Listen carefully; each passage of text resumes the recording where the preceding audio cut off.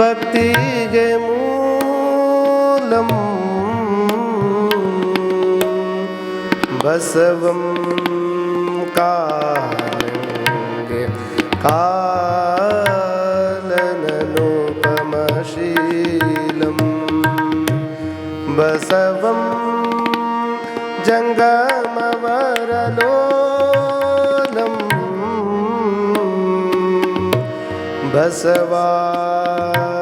ಬಸವಾರಕ್ಷಿಪುದನ್ನ ಸಂಗನ ಬಸವ ಸಂಗನ ಬಸವ ಸಂಗನ ಬಸವ ಬಸವ ಬಸವಪ್ಪ ಬಸವೇಶ ಬಸವರಾಜ ಬಸವರಾಜ ದಿವ್ಯಗಣ ತೇಜ ಇದೋ ನಿನಗೆ ವಚನ ಪೂಜಾ ವಚನ ಪೂಜಾ ವಚನ ಪೂಜಾ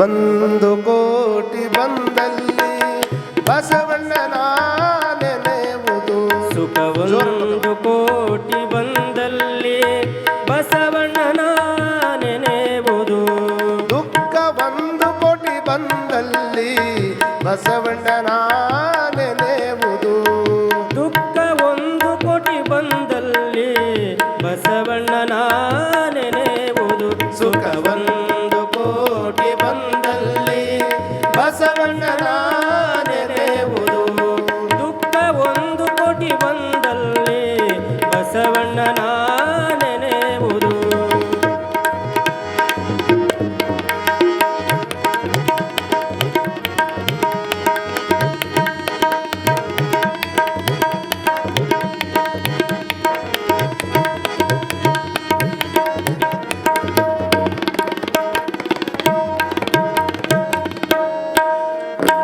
ಲಿಂಗಾರ್ಚನೆಯ ಮಾಡುವಲ್ಲಿ ಬಸವಣ್ಣನ ನೆನೆಯುವುದು ಲಿಂಗಾರ್ಚನೆಯ ಮಾಡುವಲ್ಲಿ ಬಸವಣ್ಣನ ನೆನೆಯುವುದು ಜಂಗಮಾರ್ಚನೆಯ ಮಾಡುವಲ್ಲಿ ಬಸವಣ್ಣನ ನೆನೆಯುವುದು ಜಂಗಮಾರ್ಚನೆಯ ಮಾಡುವಲ್ಲಿ ಬಸವಣ್ಣನ ನೆನೆಯುವುದು ಸುಖ ಒಂದು ಕೋಟಿ ಬಂದಲ್ಲಿ ಬಸವಣ್ಣನ ನೆನೆಯುವುದು ದುಃಖ ಒಂದು ಕೋಟಿ ಬಂದಲ್ಲಿ ಬಸವಣ್ಣನ ನೆನೆಯುವುದು ದುಃಖ ಒಂದು ಕೋಟಿ ಬಂದಲ್ಲಿ ಬಸವಣ್ಣನ ನೆನೆಯುವುದು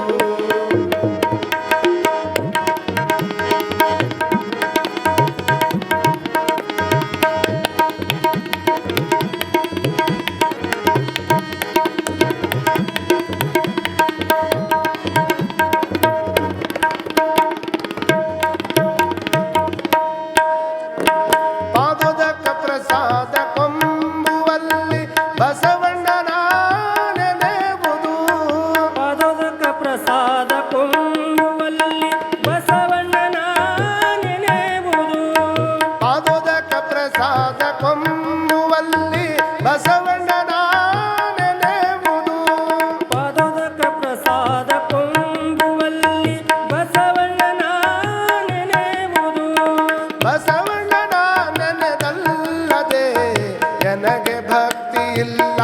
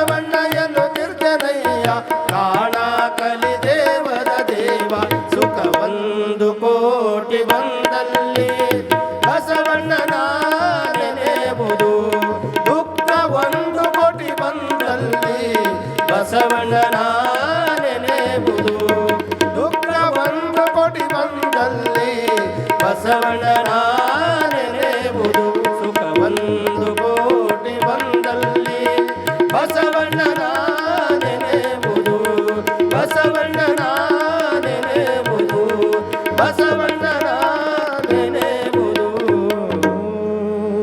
ನಾವಾಡುವ ಮಾತು ಹೀಗಿರಲಿ ಗೆಳೆಯ, ಮೃದು ವಚನವು ಮೂರ್ಲೋಕ ಗೆಲ್ಲುವುದು ತಿಳಿಯ.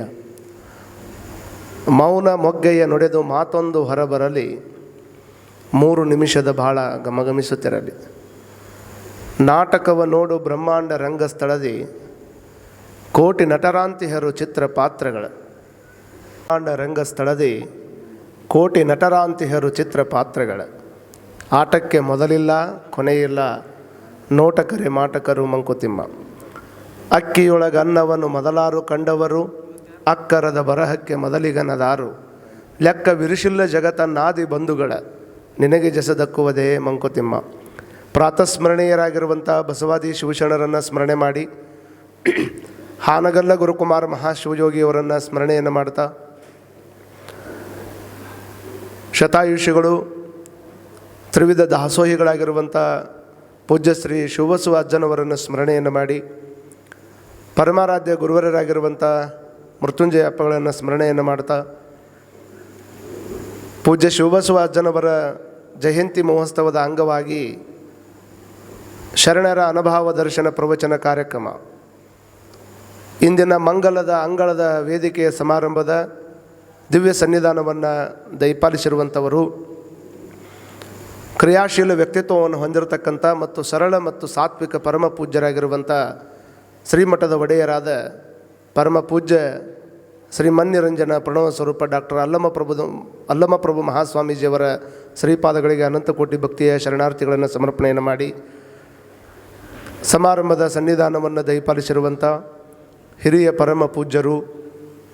ಪರಮ ಪೂಜ್ಯರಾಗಿರುವಂಥ ಶ್ರೀ ಮನ್ನಿರಂಜನ ಪ್ರಣವ ಸ್ವರೂಪ ಡಾಕ್ಟರ್ ಗುರುಸಿದ್ಧ ಮಹಾಸ್ವಾಮೀಜಿಯವರ ಶ್ರೀಪಾದಗಳಿಗೆ ಅನಂತ ಕೋಟಿ ಭಕ್ತಿಯ ಶರಣಾರ್ಥಿಗಳನ್ನು ಸಮರ್ಪಣೆಯನ್ನು ಮಾಡಿ, ಪರಮ ಪೂಜ್ಯ ವಿರಿಸಿದ್ಧ ದೇವರಲ್ಲಿ ಕೂಡ ಶರಣುಗಳನ್ನು ಸಮರ್ಪಣೆಯನ್ನು ಮಾಡ್ತಾ, ನಮ್ಮೊಂದಿಗೆ ಕಾರ್ಯಕ್ರಮದ ಉದ್ದಕ್ಕೂ ಸಹಿತ ಸಂಗೀತ ಸೇವೆಯನ್ನು ಮಾಡ್ತಾ ಇರುವಂಥ ದೇವರಾಜ ಗವಾಯಿಗಳವರಲ್ಲಿ, ತಬಲವಾದಕರಾಗಿರುವಂಥ ತೋಟೇಂದ್ರ ಕುಮಾರ್ ಅವರಲ್ಲಿ, ಹಾಗೂ ಈ ಕಾರ್ಯಕ್ರಮದಲ್ಲಿ ಭಾಗಿಯಾಗಿರುವಂಥ ಮೃತ್ಯುಂಜಯ ಅಜ್ಜವರಲ್ಲಿ ಕೂಡ ಶರಣುಗಳನ್ನು ಹೇಳಿ, ಶಿವಲಿಂಗೇಶ್ವರ ದೇವರಲ್ಲಿ ಕೂಡ ಶರಣುಗಳನ್ನು ಹೇಳ್ತಾ, ಶ್ರದ್ಧೆಯಿಂದ ಭಕ್ತಿಯಿಂದ ಈ ಕಾರ್ಯಕ್ರಮದ ಅಂಗಳದಲ್ಲಿ ವಿರಾಜಮಾನರಾಗಿರುವಂಥ ತಮ್ಮೆಲ್ಲರಿಗೂ ಶರಣಾರ್ಥಿಗಳು.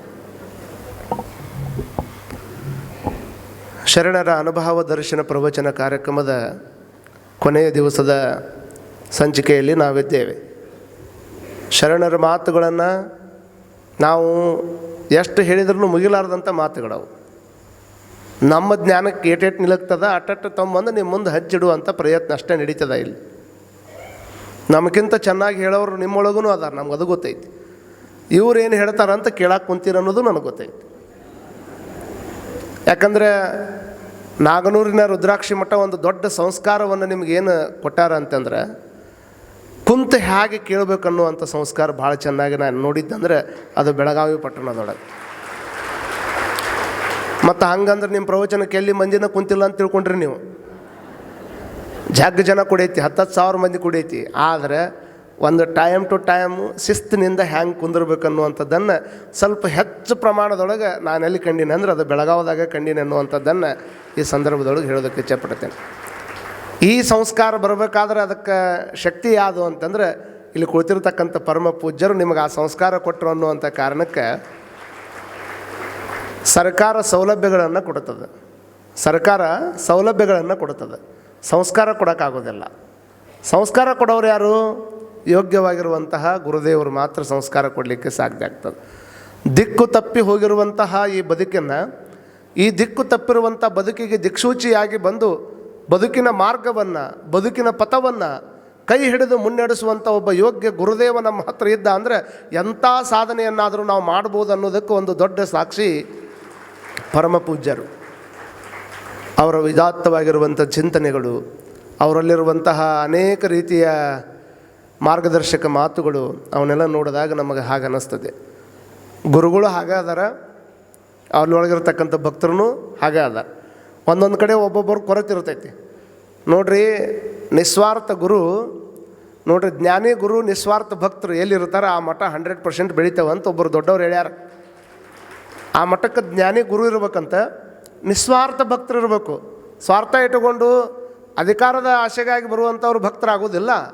ನಿಸ್ವಾರ್ಥದಿಂದ ಅಪ್ಪವರು ನೀವು ಮಾಡುವಂತಹ ಕೆಲಸಕ್ಕೆ ಬರೀ ಸ್ವಲ್ಪ 1 ವರ್ಷ ನಿಮ್ಮ ಸಸಿಗೆ ನೀರು ಎರೆದ್ರೆ 100 ವರ್ಷ ನಿಮಗೆ ಹಣ್ಣನ್ನು ಕೊಡ್ತದೆ ನೋಡ್ರಿ. ವಿಚಾರ ಮಾಡ್ಕೊಳ್ಬೇಕು. ಒಂದು ಸಸಿಗೆ 1, 2, 3 ವರ್ಷಗಳ ಕಾಲ ನೀರನ್ನು ಹಾಕಿ ಪೋಷಣೆಯನ್ನು ಮಾಡಿದರೆ ಅದು 100 ವರ್ಷಗಳ ಕಾಲ ನೆರಳನ್ನು ಕೊಡ್ತದೆ, ಹಣ್ಣನ್ನು ಕೊಡ್ತದೆ. ಹೇಗೆ ಅದಕ್ಕೆ ನೀರು ಎರೆದ್ರೆ ಅದು ಮತ್ತೆ 100 ವರ್ಷ ನಮ್ಮನ್ನು ಬದುಕಿಸುತ್ತೆ. ಹಾಗೆ ಅಲ್ಲಮ ಪ್ರಭು ಮಹಾಸ್ವಾಮೀಜಿಯವರನ್ನು ಅಂಥವರು ಈ ಮಠದ ಒಂದು ಸಸಿಯಾಗಿ ಬಂದುಕೊಂಡು ನಿಂತಿದ್ದಕ್ಕಾಗಿ ಪರಮ ಪೂಜ್ಯ ಜಗದ್ಗುರು ಮಹಾಸನ್ನಿಧಿಯವರು ನೀವೆಲ್ಲರೂ ಅದಕ್ಕೆ ನೀರು ಎರೆದ್ರಿ ಅನ್ನುವಂಥ ಕಾರಣಕ್ಕೆ, ಭಕ್ತಿಯ ನೀರು ಎರೆದಿದ್ದಕ್ಕೆ ಇವತ್ತು ಎಲ್ಲಿ ಬೇಕಾದಲ್ಲಿ ಕೆಲಸ ಚಲುವಾಗ್ಯಾವ. ಎಂತ ಬೇಕಾದಂಥ ಕಾರ್ಯಕ್ರಮ ಇದ್ರೂ ಸಹಿತ ಅವರು ತೆಳಗನ ಅವ್ರ ಮಾರ್ಗದರ್ಶನದೊಳಗೆ ಕಾರ್ಯಕ್ರಮ ನಡೆಯುವಷ್ಟರ ಮೆಟ್ಟಿಗೆ ನಮ್ಮ ಪರಮ ಪೂಜ್ಯರು ಅದಾರ. ಅಂದರೆ ಅದಕ್ಕೆಲ್ಲ ಕಾರಣ ಏನು ಅಂದರೆ ಭಕ್ತರು ಭಕ್ತಿಯ ನೀರನ್ನು ಅವ್ರ ಪಾದಕ್ಕೆ ಎರೆದಾರ ಅನ್ನುವಂಥದ್ದನ್ನು ನಾವೆಲ್ಲರೂ ಇಲ್ಲಿ ಅರ್ಥ ಮಾಡ್ಕೊಳ್ಬೇಕಾಗ್ತದೆ. ಅಂಥ ಒಂದು ಅವಕಾಶವನ್ನು ನನಗೆ ಇಲ್ಲಿ ಒದಗಿಸಿಕೊಟ್ಟಿದ್ದಾರೆ. ಇವತ್ತು ಕೊನೆಯ ದಿವಸದ ಮಾತುಗಳು ಅಂತಂದರೆ, ಶರಣರಾಗಿರ್ತಕ್ಕಂಥವರು ಪದವಿಗಾಗಿ ಬಡದಾಡಿರುವಂಥವರಲ್ಲ. ಹಾವಿನ ಹಾಳ ಕಲ್ಲಯ್ಯ ಅನ್ನುವಂಥ ಒಬ್ಬ ಶರಣರಂತಾರೆ, ನಿಮ್ಮ ಪದವಿಗಳನ್ನು ನಿಮ್ಮ ತಲೆಯಲ್ಲಿ ಇಟ್ಟುಕೊಳ್ಳಿ, ನಿಮ್ಮ ಪದವಿಗಳನ್ನು ನಿಮ್ಮ ಎದೆಯಲ್ಲಿ ಇಟ್ಟುಕೊಳ್ಳಿ, ನನಗೆ ಮಾತ್ರ ನಿಮ್ಮ ಪದವಿಯನ್ನು ಅರದಿಪ್ಪ ಪಾದವನ್ನು ಮಾತ್ರ ಕರುಣಿಸು ಅನ್ನುವಂಥ ಮಾತನ್ನು ಹಾವಿನ ಹಾಳ ಕಲ್ಲಯ್ಯ ಅನ್ನುವಂಥ ಒಬ್ಬ ಶರಣರು ಬರಿಬೇಕಾದ್ರೆ, ಬ್ರಹ್ಮ ಪದವಿಯನೊಲ್ಲೆ, ವಿಷ್ಣು ಪದವಿಯನೊಲ್ಲೆ, ರುದ್ರ ಪದವಿಯನೊಲ್ಲೆ, ಮತ್ತಾವ ಪದವಿಯನೊಲ್ಲೆ ಅಪ್ಪ ಬಸವಣ್ಣವ್ರು ಹೇಳ್ತಾರೆ. ಅವರು ಎಲ್ಲ ಪದವಿಯನ್ನು ಬಂದರೂ ಸಹಿತ ನನಗೆ ಬೇಡ ಅಂತಾರೆ. ನಾವು ಹುಡುಕಾಡ್ಕೊಂಡು ಹೋಗ್ತೀವಿ ಪದವಿ, ನನಗೆ ಬೇಕು ಅಂತ. ನಮಗೆ ಮತ್ತು ಶರಣರಿಗಿರುವಂಥ ಅಂತರ ಏನು ಅಂತಂದರೆ, ನಾವು ಬೇಕಂತ ಹೋಗೋರು, ಅವರು ಬಂದಿದ್ದನ್ನು ಬೇಡ ಅಂತ ತಿರಸ್ಕಾರ ಮಾಡೋರು. ನಮಗೆ ಮತ್ತು ಶರಣರಿಗಿರ್ತಕ್ಕಂಥ ವ್ಯತ್ಯಾಸಗಳು. ಅವರು ಶರಣರನ್ನ ಯಾರೂ ದೊಡ್ಡವ್ರು ಮಾಡಿಲ್ಲ, ಅವರವರ ವ್ಯಕ್ತಿತ್ವ ದೊಡ್ಡದಾಯಿತು. ಮನುಷ್ಯ ಯಾವಾಗ ದೊಡ್ಡವಾಕ್ಕನಂದ್ರೆ, ಮನುಷ್ಯ ಕಿಮ್ಮತ್ತು ಯಾವಾಗ ಬರ್ತದೆ ಅಂತಂದರೆ, ಈಗೊಂದು ನೀರಿನ ಬಾಟಲ್ ಅಂತ ತಿಳ್ಕೊಡ್ರಿ ನೀವು. ಮನುಷ್ಯನ ಕಿಮ್ಮತ್ತು ಯಾವಾಗ ಹೆಚ್ಚಾಕೈತೆ ಅಂತಂದರೆ, ಒಂದು ನೀರಿನ ಬಾಟಲನ್ನು ನೀವು ಹೋಗಿ ಮಾರ್ಕೆಟ್ನಾಗ ತೊಗೊಂಡು ಬಂದ್ರಿ ಅಂದರೆ ಅದರ ಬೆಲೆ ಒಂದು 15-20 ರೂಪಾಯಿ ಐತೆ ಅಂತ ತಿಳ್ಕೊಡ್ರಿ. ಒಂದು ನೀರಿನ ಬಾಟಲನ್ನು ತೊಗೊಂಡು ಬಂದರೆ ಅದರ ಬೆಲೆ 15 ರೂಪಾಯಿ. ಅದ ನೀರಿನ ಬಾಟಲ್ನೊಳಗನ 1 ಲೀಟ್ರ್ ನೀರಿನ ಬಾಟಲ್ ಒಳಗನ ಚಲೋ ಕಿಮ್ಮತ್ತಿನ ಗೀರು ಹಾಕೋದು ಹಾಲು ಹಾಕಿ ಕೊಟ್ಟರೆ ಆ 1 ಲೀಟ್ರಿಗೆ 600 ರೂಪಾಯಿ ಕೊಡ್ತಾರೆ. ಎಷ್ಟು ಕೊಡ್ತಾರಮ್ಮ? ಎಷ್ಟು ಕೊಡ್ತಾರೆ ರೀ? 600 ರೂಪಾಯಿ. ನೀವು ಪ್ಯಾಕೆಟ್ ಹಾಲು ತೊಗೊಂಬಂದವ್ರು ಹಿಂಗಾಗಿ ಗೀರು ಹಾಕೋದು ಜಲ್ದಿ ಗೊತ್ತಾಗಂಗಿಲ್ಲ. ಒಂದು ಚಲೋ ಗೀರು ಆಕಳ ಅಂತ ಗುಜರಾತಿ ತಳಿ ಅದಾವಲ್ಲ, ಜವಾರಿ ಆಕಳ, ನಮ್ಮ ದೇಶಿ ತಳಿ ಅಂತ ಏನದಾವಲ್ಲ, ದೇಶಿ ತಳಿ ಆಕಳದ ಹಾಲಿಗೆ ಭಾಳ ಕಿಮ್ಮತ್ತೈತಿ ಈಗ. ಯಾಕಂದ್ರೆ ಆ ದೇಶಿ ತಳಿ ಆಕಳದೊಳಗೆ ಭಾಳಷ್ಟು ವೈಜ್ಞಾನಿಕವಾಗಿ ಭಾಳಷ್ಟು ಮಂದಿ ಸಂಶೋಧನೆ ಮಾಡ್ಕೊತ ಬಂದಾರ. ಅದರ ಹಾಲು ಭಾಳ ಪರಿಶುದ್ಧತೆ ಇರ್ತದೆ ಅಂತ ನೋಡಿ. ಒಂದು ವಾಟರ್ ಬಾಟಲ್ನೊಳಗೆ ನೀರು ತೊಗೊಂಡು ಬಂದ್ರೆ ಅದರ ಬೆಲೆ 15 ರೂಪಾಯಿ ಅಂತ ತಿಳ್ಕೊಡ್ರಿ. ಅದ ಒಂದು ವಾಟರ್ ಬಾಟಲ್ನೊಳಗೆ ನಾವು ಒಂದಿಷ್ಟು ಚಲೋ ಹಾಲು ಹಾಕ್ಕೊಂಡು ಬಂದ್ರೆ ಅದರ ಬೆಲೆ ಒಂದು 600 ರೂಪಾಯಿ ಅಂತ ತಿಳ್ಕೊಳ್ರಿ. ಅದ ವಾಟರ್ ಬಾಟಲ್ನೊಳಗೆ ಚಲೋ 1 kg ತುಪ್ಪ ಹಾಕ್ಕೊಂಡು ಬಂದ್ರೆ ಭಾಳ ಕಡೆ 3,000 ರೂಪಾಯಿ ಮಾರ್ತಾರೆ ತುಪ್ಪನ. ಎಟ್ರಮ್ಮ? 3,000 ರೂಪಾಯಿ ಮಾಡ್ತಾರೆ ನೋಡಿ. ವಾಟರ್ ಬಾಟಲ್ ಒಂದಾದ, ಆ ಬಾಟಲ್ ಒಳಗೆ ನೀರು ತುಂಬಿದ್ರೆ ಅದ್ರ ಬೆಲೆ ಬೇರೆ, ಅದರೊಳಗೆ ಹಾಲು ಹಾಕಿದ್ರೆ ಅದ್ರ ಬೆಲೆ ಬೇರೆ, ಅದರೊಳಗೆ ಒಂದಿಷ್ಟು ತುಪ್ಪ ಹಾಕಿದ್ರೆ ಅದರ ಬೆಲೆ ಬೇರೆ ನೋಡಿ. ವಾಟರ್ ಬಾಟಲ್ ಒಂದಾದ, ನಾ ಬಾಟಲಿಗೆ ಕಿಮ್ಮತ್ತು ಬಂದಿದ್ದು, ಆ ಬಾಟಲಿಗೆ ಕಿಮ್ಮತ್ತು ಬಂದಿದ್ದು ಬಾಟಲಿಯಿಂದ ಕಿಮ್ಮತ್ತು ಬಂದಿಲ್ಲ. ಬಾಟಲಿ ಒಳಗೆ ಹಾಕುವಂಥ ವಸ್ತುಗಳನ್ನು ಬದಲಿ ಮಾಡ್ಕೊತ ಹೋದಂಗೆ ಅದೇ ಒಂದು ವಾಟರ್ ಬಾಟಲ್ ಹೇಗೆ ತನ್ನ ಕಿಮ್ಮತ್ತನ್ನು ಹೆಚ್ಚಿಗೆ ಮಾಡ್ಕೊತ ಹೋಗ್ತದಲ್ಲ, ಹಂಗೆ ಮನುಷ್ಯನಿಗೆ ಕಿಮ್ಮತ್ತು ಬರುವುದು ಕೇವಲ ಹೊರಗಿನ ದೇಹದಿಂದ ಯಾರಿಗೂ ಕಿಮ್ಮತ್ತು ಬರಂಗಿಲ್ಲ. ಒಳಗೆ ಎಷ್ಟು ಜ್ಞಾನವನ್ನು ತುಂಬಿಕೊಂಡಾನ ಅನ್ನೋದ್ರ ಮೇಲೆ ಮನುಷ್ಯನ ಕಿಮ್ಮತ್ತು ಹೆಚ್ಚಾಕೈತೆ ಹೊರತಾಗಿ ಕೇವಲ ಹೊರಗಿನ ವಸ್ತುಗಳಿಂದ ಮನುಷ್ಯನ ಕಿಮ್ಮತ್ತು ಹೆಚ್ಚಾಗಕ್ಕಾಗೋದಿಲ್ಲ. 1 ಕಪ್ ಚಹಾ ನೀವು ದುಡು ಗಾಡಿಯಾಗ ಕುಡ್ರಿ, ಅದರ ಬೆಲೆ 1 ಕಪ್ ಚಹಾ ದುಡು ಅಂಗಡಿಯಾಗ ಕುಡಿದ್ರಂದ್ರೆ ಅದರ ಬೆಲೆ 5 ರೂಪಾಯಿ. ಅದನ್ನು ಹೋಟೆಲ್ನಾಗ ಹೋಗಿ ಕುಡಿದ್ರೆ ಅದರ ಬೆಲೆ 10 ರೂಪಾಯಿ. 5 ಸ್ಟಾರ್ ಹೋಟೆಲ್ನಾಗ ಕುಡಿದ್ರೆ ಅದರ ಬೆಲೆ ಒಂದು 600 ರೂಪಾಯಿ. ಮತ್ತು ದೊಡ್ಡ ಅದಕ್ಕಿಂತ ಯಾವ್ದಾರ 10 ಸ್ಟಾರ್ ಹೋಟೆಲ್ನಾಗ ಕುಡಿದ್ರೆ ಅದರ ಬೆಲೆ ಏರ್ಕೊಂತ ಹೋಗ್ತೈತಿ. ಚಹಾ ಒಂದೇ ಐತಿ, ಅದ ಸಕ್ಕರೆ, ಅದ ಚಹಾ, ಅದ ಹಾಲು, ಕಾಸವರು ಅವರೇ ಇರ್ತಾರೆ. ಆದರೆ ಜಾಗ ಬದಲಿ ಮಾಡೋದ್ರಿಂದ ನನಗೆ ಬೆಲೆ ಇಲ್ಲ ಅಂತ ತಿಳ್ಕೊಂಡು ಭಾಳಷ್ಟು ಮಂದಿ ಅಂತಾರೆ, ನನಗೇನು ರೀ ಬೆಲೆನ ಸಿಗುವಲ್ಲು ಅಂತ. ನನಗೆ ಬೆಲೆ ಸಿಗಬೇಕು ಅಂತಂದ್ರೆ ಬೆಲೆ ಸಿಗೋ ಜಾಗದಾಗ ನಾ ಇಲ್ಲ ಅಂತ ತಿಳ್ಕೊಬೇಕು ಅಟ್ಟ. ಯಾರಾದರೂ ನನಗೆ ಬೆಲೆ ಕೊಟ್ಟಿಲ್ಲ, ನಾ ಎಷ್ಟು ಕೆಲಸ ಮಾಡ್ತೀನಿ ರೀ, ನನಗೆ ಗೌರವನ ಇಲ್ಲರಿ ಆ ಜಾಗದಾಗ, ನನಗೆ ಯಾರೂ ಕೂಡ ಗುರುತಿಸ್ತಾ ಇಲ್ಲರಿ ಅಂತ ತಿಳ್ಕೊಂಡು ಕೆಲವು ಮಂದಿ ಗುರುತಿಸೋ ಸಂಬಂಧ ಸೇವಾ ಮಾಡೋರು ಅದಾರ, ಕೆಲವು ಮಂದಿ ಗುರುತಿಸೋ ಸಂಬಂಧ ಕೆಲಸ ಮಾಡೋರು ಅದಾರ.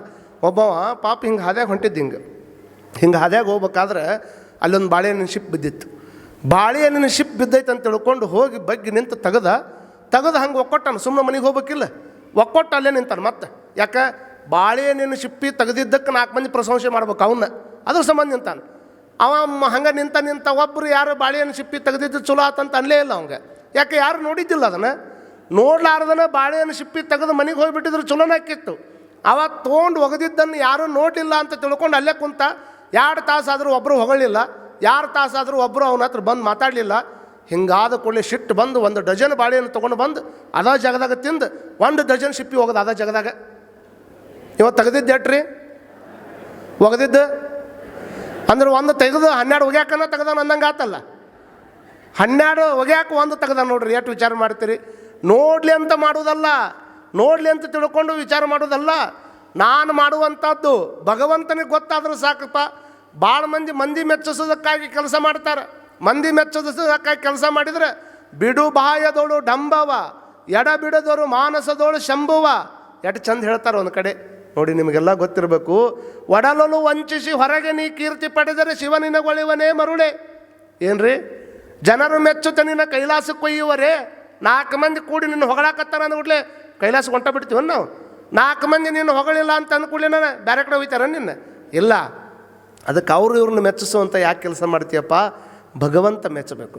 ಲಿಂಗ ಮೆಚ್ಚಿ ಹೌದು ಅನ್ನಬೇಕು ಅಂತ ತಿಳ್ಕೊಂಡು ಅಪ್ಪ ಬಸವಣ್ಣ ಅವ್ರು ಹೇಳ್ದಂಗೆ ನಮ್ಮನ್ನು ಯಾರು ಮೆಚ್ಚಬೇಕಂದ್ರೆ ಜನ್ಮ ಕೊಡೋದಕ್ಕೆ ಕಾರಣೀಭೂತರಾಗಿರ್ತಕ್ಕಂಥ ಜಗದೀಶ ನಮ್ಮನ್ನು ಮೆಚ್ಚಗೋಬೇಕೇ ಹೊರತಾಗಿ ಈ ಜಗತ್ತಿನೊಳಗಿರ್ತಕ್ಕಂಥ ಲೋಕದ ಮಾನವರಿಂದ ಮೆಚ್ಚಿಸ್ಕೊಳ್ಳುವಂಥ ಅವಶ್ಯಕತೆ ಯಾರಿಗೂ ಇಲ್ಲ ಅನ್ನುವಂಥದ್ದನ್ನು ತಿಳಿಸಿಕೊಟ್ಟವರು 12ನೇ ಶತಮಾನದ ಶಿವಶರಣರು. ಅದಕ್ಕೆ ಅವ್ರು ಹೇಳ್ತಾ ಇದ್ರು ಏನಂತಂದ್ರೆ, ನ್ಯಾಯ ನಿಷ್ಠೂರಿ ದಾಕ್ಷಿಣ್ಯಪರ ನಾನಲ್ಲ.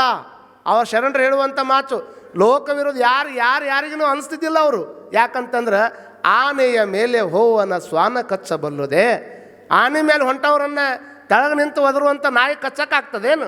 ಆಗೋದಿಲ್ಲ. ಹಾಗಾಗಿ ನ್ಯಾಯದ ಪರ, ನಿಷ್ಠೆಯ ಪರ, ಸತ್ಯದ ಪರ, ಆ ಧರ್ಮದ ಪರ ಆ ಶರಣರು ಅವತ್ತು ಮಾಡಿರ್ತಕ್ಕಂತಹ ಮಾತುಗಳು. ನಾವು ಯಾವುದೋ ಒಂದು ಗಾಳಿ ಒಳಗೆ ಎದ್ದಿರ್ತೀವಿ ಅಟ್ಟ ಮ್ಯಾಗ. ನಾವು ಹೇಳೋರು ದೊಡ್ಡವರಾಗೋದು ಭಾಳ ಮಂದಿ ಭಾಳ ಥರ ದೊಡ್ಡವ್ರು ಆಕ್ಕಾರ ಈ ಜಗತ್ತಿನಾಗ. ನಾವು ದೊಡ್ಡವರಾಗೋದು ಹೆಂಗೆ? ಕೆಲವು ಮಂದಿ ಎಷ್ಟು ದೊಡ್ಡವರಾಗಿರ್ತಾರಂದ್ರೆ ನೀವು ಹಿಂದೆ ಮುಂದೆ ವಿಚಾರ ಮಾಡ್ಕೋಬೇಕು. ಕೆಲವು ಮಂದಿ ಒಮ್ಮದ ಮಕ್ಕಳಿಗೆ ದೊಡ್ಡವ್ರು ಆಕ್ಕಾರ, ಒಮ್ಮದ ಮಕ್ಕಳಿಗೆ ತಳಗಿಳಿತಾರೆ. ಸದಾಕಾಲ ದೊಡ್ಡ ಸ್ಥಿತಿಯೊಳಗಿರ್ಬೇಕಂದ್ರೆ ಭಾಳ ಕಷ್ಟಪಡಬೇಕಾಗ್ತದೆ. ಸಿಂಪತಿಯಿಂದ ಬಂದಿರತಕ್ಕಂಥ ದೊಡ್ಡ ಸ್ಥಾನ ಭಾಳ ದಿವಸ ಉಳಿಯಂಗಿಲ್ಲ. ಶ್ರಮದಿಂದ ಬಂದಿರತಕ್ಕಂಥ ದೊಡ್ಡ ಸ್ಥಾನ ಏನೈತಲ್ಲ ಅದು ಭಾಳ ದಿವಸ ನಮ್ಮಲ್ಲಿ ಬಾಳತ್ತದೆ. ಭಾಳ ಮಂದಿಗೆ ನಿಮಗೆ ಉದಾಹರಣೆಗೆ ಹೇಳೋದು ಅಂತಂದ್ರೆ ನೋಡ್ರಿ, ಕೆಲವು ಮಂದಿ ಯಾವುದೋ ಗಾಳಿ ಹೊಡೆತಕ್ಕೆ ಮ್ಯಾಗ ಎದ್ದಿರ್ತಾರೆ. ಯಾವ ಗಾಳಿ ಹೊಡೆತಕ್ಕೆ? ದೊಡ್ಡ ಬಿರುಗಾಳಿ ಬಿಟ್ಟಾಗ ಒಂದು ಪ್ಲಾಸ್ಟಿಕ್ಕಿನ ಹಾಳಿ ಆ ಬಿರುಗಾಳಿ ಹೊಡೆತಕ್ಕೆ ಮ್ಯಾಗ ಎದ್ದದ. ಒಂದು ಪ್ಲಾಸ್ಟಿಕ್ಕಿನ ಹಾಳಿ ಬಿರುಗಾಳಿ ಹೊಡೆತಕ್ಕೆ ಮ್ಯಾಗ ಎದ್ದದ. ಎಷ್ಟು ಮ್ಯಾಗ ಹೋಗಿತ್ತು ಅಂತಂದ್ರೆ ಆ ಹದ್ದು ಇರ್ತದಲ್ಲ, ಹದ್ದಿನಕ್ಕಿಂತನೂ ಮ್ಯಾಗ ಹಾರಿ ಹೋಗಿತ್ತದು. ಅದ್ರ ಬುಡಕ್ಕೆ ಹದ್ದು ಹರಡಕತ್ತಿತ್ತು. ಆ ಪ್ಲಾಸ್ಟಿಕ್ ಹಾಳಿ ಬಿರುಗಾಳಿ ಹೊಡೆತಕ್ಕೆ ಮ್ಯಾಗ ಎದ್ದೈತಿ. ಹದ್ದಿಗೆ ಅಂತಿತ್ತಂತ, ನೋಡಲ್ಲ ನಾ ಎಷ್ಟು ಮ್ಯಾಗ ಬಂದೀನಿ ಅಂತಿತ್ತಂತದು. ನಾ ಎಷ್ಟು ಮ್ಯಾಗ ಬಂದಿ ನೋಡಂತ ಅಂದ ಕೂಡಲೇ ಆ ಹದ್ದು ಅಂತದಕ್ಕೆ ಬಾ ತೆಳಗೆ ಹೋಗೋಣ ಅಂತ. ಬರಂಗಿಲ್ಲ, ನಾನು ಇನ್ನೂ ಮ್ಯಾಗ ಹೋಗ್ತೀನಿ ಅಂತ ಹೇಳ್ತಿತ್ತದು. ನೋಡಪ್ಪ, ನಾ ಅಷ್ಟು ಕರಿಯಾಕತ್ತೀನಿ, ಬರಲಿಲ್ಲ ಅಂದ್ರೆ ನೀನು ಬಿಟ್ಟಿದ್ದ ಅಂತ ತಿಳ್ಕೊಂಡು ಹದ್ದು ತೆಳಗೆ ಬಂತು. ಇದು ಗಾಳಿ ಹೊಡೆತಕ್ಕೇನು ಮ್ಯಾಗ ಎದ್ದಿತ್ತಲ್ಲ, ನಾನು ಎಷ್ಟು ಮ್ಯಾಗ ಬಂದೀನಿ ಅಂತ ತಿಳ್ಕೊಂಡು ಭಾಳ ಒಳಗೆ ಇದನ್ನು ತುಂಬಿಕೊಂಡು ಹಾರಾಡಕತ್ತಿತ್ತು. ಗಾಳಿ ಕಟ್ಟಾತು, ಹೋಗಿ ಒಂದು ಕಡೆ ಬಿತ್ತು. ಎಲ್ಲಿ ಬಿತ್ತರಿ? ಹೋಗಿ ಕಂಟ್ಯಾಗ ಬಿತ್ತಿದ್ದು. ಆ ಕಂಟ್ಯಾಗ ಬಿದ್ದಾಗ ಹದ್ದು ಅದ್ರ ಮಗ್ಳಿಗೆ ಹೋಗಿ ನಿಂದಿರ್ತದೆ. ಎಷ್ಟು ಮ್ಯಾಗ ಹಾರಾಡಿದ್ದಲ್ಲೋ ಮರಾಯ, ತೆಳಗೆ ಬಾ ಅಂದ್ರೆ ಅಗದಿ ಇನ್ನೂ ಹೊಕ್ಕಿನಂತಿದ್ದಿ, ಇಲ್ಲಿ ಯಾಕೆ ಬಂದಿ ಅಂದಾಗ, ಇಲ್ಲಪ್ಪ ನೀನು ನಿನ್ನ ಸಾಮರ್ಥ್ಯದಿಂದ ಮ್ಯಾಗ ಹಾರಿದಿ, ನಾನು ಗಾಳಿ ಹೊಡೆತಕ್ಕೆ ಮ್ಯಾಗ ಹಾರದವ. ಸಾಮರ್ಥ್ಯದಿಂದ ಹಾರದವ್ರು ದೊಡ್ಡವರಾಗಿ ಉಳಿತಾರೆ ಹೊರತಾಗಿ ಯಾವುದರ ಗಾಳಿ ಹೊಡೆತಕ್ಕೆ ಮ್ಯಾಗ ಎದ್ದವ್ರು ಯಾವತ್ತೂ ಭಾಳ ದಿವಸ ಅವ್ರ ಮ್ಯಾಗ ಉಳಿಯೋಕ್ಕೆ ಸಾಧ್ಯ ಇಲ್ಲ. ಒಂದು ದಿವಸ ಹಿಂಗೆ ಬೀಳತ್ತಾರ ಅಂತ ಅದು ಹೇಳುತ್ತದೆ. ಅದಕ್ಕೆ ಸಾಮರ್ಥ್ಯದಿಂದ ನಾವು ಹೇಗೆ ಬದುಕಬೇಕು ಅಂತಂದರೆ ತಾರಾಬಲ, ಚಂದ್ರಬಲ, ಮತ್ತೊಂದು ಯಾವುದೇ ಬಲವನ್ನು ನೋಡಿ ಬದುಕುವಂಗೆ ಆಗಬಾರ್ದು. ನಾವು ನಮ್ಮ ಮಕ್ಕಳನ್ನು ಬೆಳೆಸುವಂಥ ರೀತಿಯೂ ಸಹಿತ ಹಾಗೇ ಇರಬೇಕು. ನೋಡ್ರಿ, ಅಡವಿ ಒಳಗಿರತಕ್ಕಂಥ ಗಿಡಕ್ಕೆ ಯಾರು ಹೋಗಿ ನೀರು ಹಾಕಿಲ್ಲ, ಅಡವಿಯಾಗಿರ್ತಕ್ಕಂಥ ಗಿಡಕ್ಕೆ ಯಾರು ಹೋಗಿ ಗೊಬ್ಬರ ಹಾಕಿಲ್ಲ. ಆದರೂ ಸಹಿತ ಅವು ಹೆಮ್ಮರವಾಗಿ ಬೆಳ್ಕೊಂಡು ನಿಂತಿರ್ತಾವೆ. ಇಲ್ಲೇ ಕುಂಡಲದಾಗಿರ್ತಕ್ಕಂಥ ಗಿಡ ನೋಡ್ರಿ, ನೀವು ಎಷ್ಟು ಕುಂಡಲ ಇಟ್ಟಾರ ನೋಡ್ರಿ. ಇವೆಲ್ಲ ಕುಂಡಲ ನಿಮ್ಮ ಮನೆಯಾಗನ ಅದಾವ.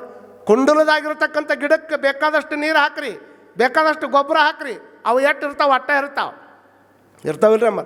ಅಡವಿ ಆಗಿರ್ತಕ್ಕಂಥ ಗಿಡ ನೋಡ್ರಿ ನೀವು, ಹೆಮ್ಮರವಾಗಿ ಬೆಳೆದಿರ್ತಾವ.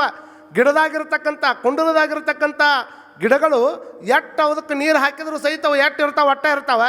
ಅಡವಿಯಾಗಿರ್ತಕ್ಕಂಥ ಗಿಡಗಳು ಹೆಮ್ಮರವಾಗಿ ಹೆಂಗೆ ಇರ್ತಾವಲ್ಲ, ಹಂಗೆ ನಾವು ನಮ್ಮ ಮಕ್ಕಳನ್ನು ಹೇಗೆ ಬೆಳೆಸಬೇಕು ಅಂತಂದರೆ, ಕುಂಡಲದಾಗಿರ್ತಕ್ಕಂಥ ಗಿಡಗಳ ಹಾಗೆ ನಮ್ಮ ಮಕ್ಕಳನ್ನು ಬೆಳೆಸಬಾರ್ದು. ಅಡವಿಯೊಳಗೆ ಬೆಳೆದಿರತಕ್ಕಂಥ ಹೆಮ್ಮರವಾಗಿರ್ತಕ್ಕಂಥ ಸ್ವಸಾಮರ್ಥ್ಯದಿಂದ ಬೆಳೆದಿರ್ತಕ್ಕಂಥ ಗಿಡಗಳ ಹಾಗೆ ನಮ್ಮ ಮಕ್ಕಳನ್ನು ನಾವು ಬೆಳೆಸಬೇಕು. ಅದಕ್ಕೆ ತಾರಾಬಲ ನೆಚ್ಚಿ ಬದುಕಕ್ಕೆ ಹೋಗ್ಬೇಡಪ್ಪ, ಚಂದ್ರಾಬಲ ನೆಚ್ಚಿ ಬದುಕಕ್ಕೆ ಹೋಗ್ಬೇಡಪ್ಪ.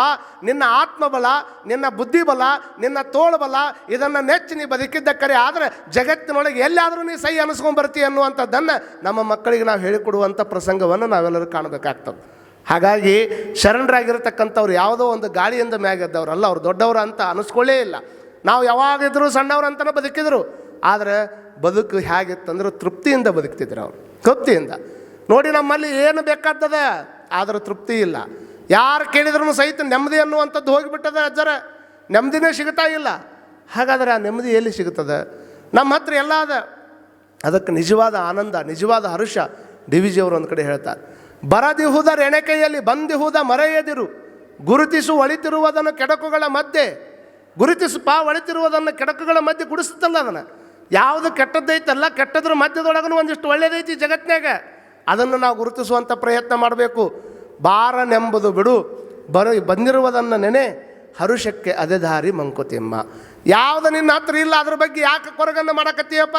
ಭಾಳ ಮಂದಿ ಅಂತಾರೆ, ಅಜ್ಜರ ನಾ ಏನು ಮಾಡ್ಬೇಕ್ರಿ, ಏನು ಮಾಡಿದ್ರು ನನ್ನ ಕೈ ಹಿಡಿವಲ್ರಿ ಭಗವಂತ, ಭಯಂಕರ ಕಷ್ಟದೊಳಗೆ ನಾವು ಬದುಕಾಕತ್ತೀನಿ ರೀ. ಯಾಕೆ ಕಷ್ಟ ಆಗಕತ್ತದಂದ್ರೆ ನಾವು ಗಳಿಸುವ ವಿದ್ಯೆಯನ್ನು ಕಲಿತೀವಿ ಹೊರತಾಗಿ ಬದುಕುವ ವಿದ್ಯೆಯನ್ನು ಕಲೀಲಿಲ್ಲ. ಗಳಿಸುವ ವಿದ್ಯೆ ಅನೇಕ ಸಂಸ್ಥೆಗಳು ಹುಟ್ಕೊಂಡಾವ. ಹೇಗೆ ಗಳಿಸ್ಬೇಕು, ಬಿಸ್ನೆಸ್ ಮ್ಯಾನೇಜ್ಮೆಂಟ್ ಹೇಗಿರ್ಬೇಕು, ಗಳಿಸುವ ವಿದ್ಯೆಯನ್ನು ಹೇಳಿಕೊಡಕ್ಕೆ ರಗಡ ಮಂದದ. ಆದರೆ ಬದುಕುವ ವಿದ್ಯೆಯನ್ನು ಹೇಳಿಕೊಡಕ್ಕೆ ಇಂಥ ಆಧ್ಯಾತ್ಮದ ವೇದಿಕೆಗಳು ಮಾತ್ರ ಇರ್ತವೆ ಹೊರತಾಗಿ ಬದುಕುವ ವಿದ್ಯೆಯನ್ನು ಹೇಳಿಕೊಡೋರು ಭಾಳ ಕಡಿಮೆ ಅದ ರೀ ನಾಡಿನೊಳಗೆ. ಗಳಿಸುವ ವಿದ್ಯೆಯನ್ನು ರಗಡ ಮಂದಿ ಹೇಳ್ತಾರೆ ನಮ್ಗೆ, ಹಾಗೆ ಗಳಿಸಬೇಕು, ಹೀಗೆ ಗಳಿಸ್ಬೇಕು ಅಂತ. ಆದರೆ ನಾವು ಗಳಿಸಿರ್ತಕ್ಕಂಥ ನಮ್ಮ ಮನೆಯೊಳಗೆ ನಮಗೆ ಆನಂದ ಸಿಗಲಿಲ್ಲ ಅಂತಂದ್ರೆ, ಮನೆ ಕಟ್ಟೋದು ಆನಂದವಾಗಿರಾಕ ಕಟ್ಕೊಳ್ಳೋದೇ ಹೊರತಾಗಿ ಮನೆ ಕಟ್ಟಿದ ಮೇಲೆ ಆನಂದದ ಹೋಗೋದಾದ್ರೆ ಆ ಮನೆಗೆ ತೊಗೊಂಡು ಮಾಡೋದೇನೈತಿ? ಒಂದು ಸಣ್ಣ ಗುಬ್ಬಿ ಶ್ರೀಮಂತನ ಮನೆ ಹಿತ್ತಲಾಗ ಗಿಡ ಇತ್ತು. ಶ್ರೀಮಂತನ ಮನೆ ಹಿತ್ತಲಾಗ ಒಂದು ಗಿಡದೊಳಗೆ ಒಂದು ಗೂಡನ್ನು ಕಟ್ತಿತ್ತು. ಹಿಂಗೆ ಅಲ್ಲೊಂದು ಕಡ್ಡಿ ತೊಗೊಂಡ್ಬಂದು ಇಲ್ಲೊಂದು ಕಡ್ಡಿ ನೀವು ವಿಚಾರ ಮಾಡ್ಕೊಳ್ರಮ್ಮ, ಗುಬ್ಬಿನ ಗೂಡು ನೋಡಿರಲ್ರಿ ನೀವೆಲ್ಲ, ಗುಬ್ಬಿ ಗೂಡು ನೋಡಿರಲ್ಲ. ಆ ಗುಬ್ಬಿ ಗೂಡಿನೊಳಗೆ ಬಹುತೇಕ ಇವತ್ತು ನಾವು ಇಷ್ಟು ಮುಂದುವರೆದೀವಿ ಅಂದ್ರೂ ಸಹಿತ ಅದ್ರಂಗೆ ಮನೆ ಕಟ್ಕೊಳಕ್ಕಾಗಿಲ್ಲ ನಮಗೆ. ಎಷ್ಟು ಚಲೋ ಕಟ್ತೈತಿ ನೋಡ್ರಿ ಅದು. ಅದರೊಳಗಡೆ ಮತ್ತೆ 2 ಪದರ ಮಾಡ್ಕೊಂಡಿರ್ತೈತಿ. ಅದು ಗುಬ್ಬಿ ಅದ 2 ಇಂಚ್, ಅದ್ರ ಚೊಂಚ್ ಐತಿ 1/2 ಇಂಚು. 2 ಇಂಚಿನ ಗುಬ್ಬಿ 1/2 ಇಂಚಿನ ಚೊಂಚಿನೊಳಗೆ ಅಷ್ಟು ಅದ್ಭುತವಾಗಿರ್ತಕ್ಕಂಥ ಮನೆ ಕಟ್ಕೊಳ್ಬೇಕಾದ್ರೆ ಮನೆ ಮಾಲಕಂದ, ನೀ ಇರೋ ಈಟದಿ 2 ಇಂಚಿನ ಗುಬ್ಬಿ ನೀನು, 1/2 ಇಂಚ್ ಚೊಂಚ್ ನಿಂದ, ನೀ ಯಾಕೆ ಮತ್ತೊಂದು ಸಪ್ರೇಟ್ ಮನೆ ಕಟ್ಕೊತಿದ್ದಿ?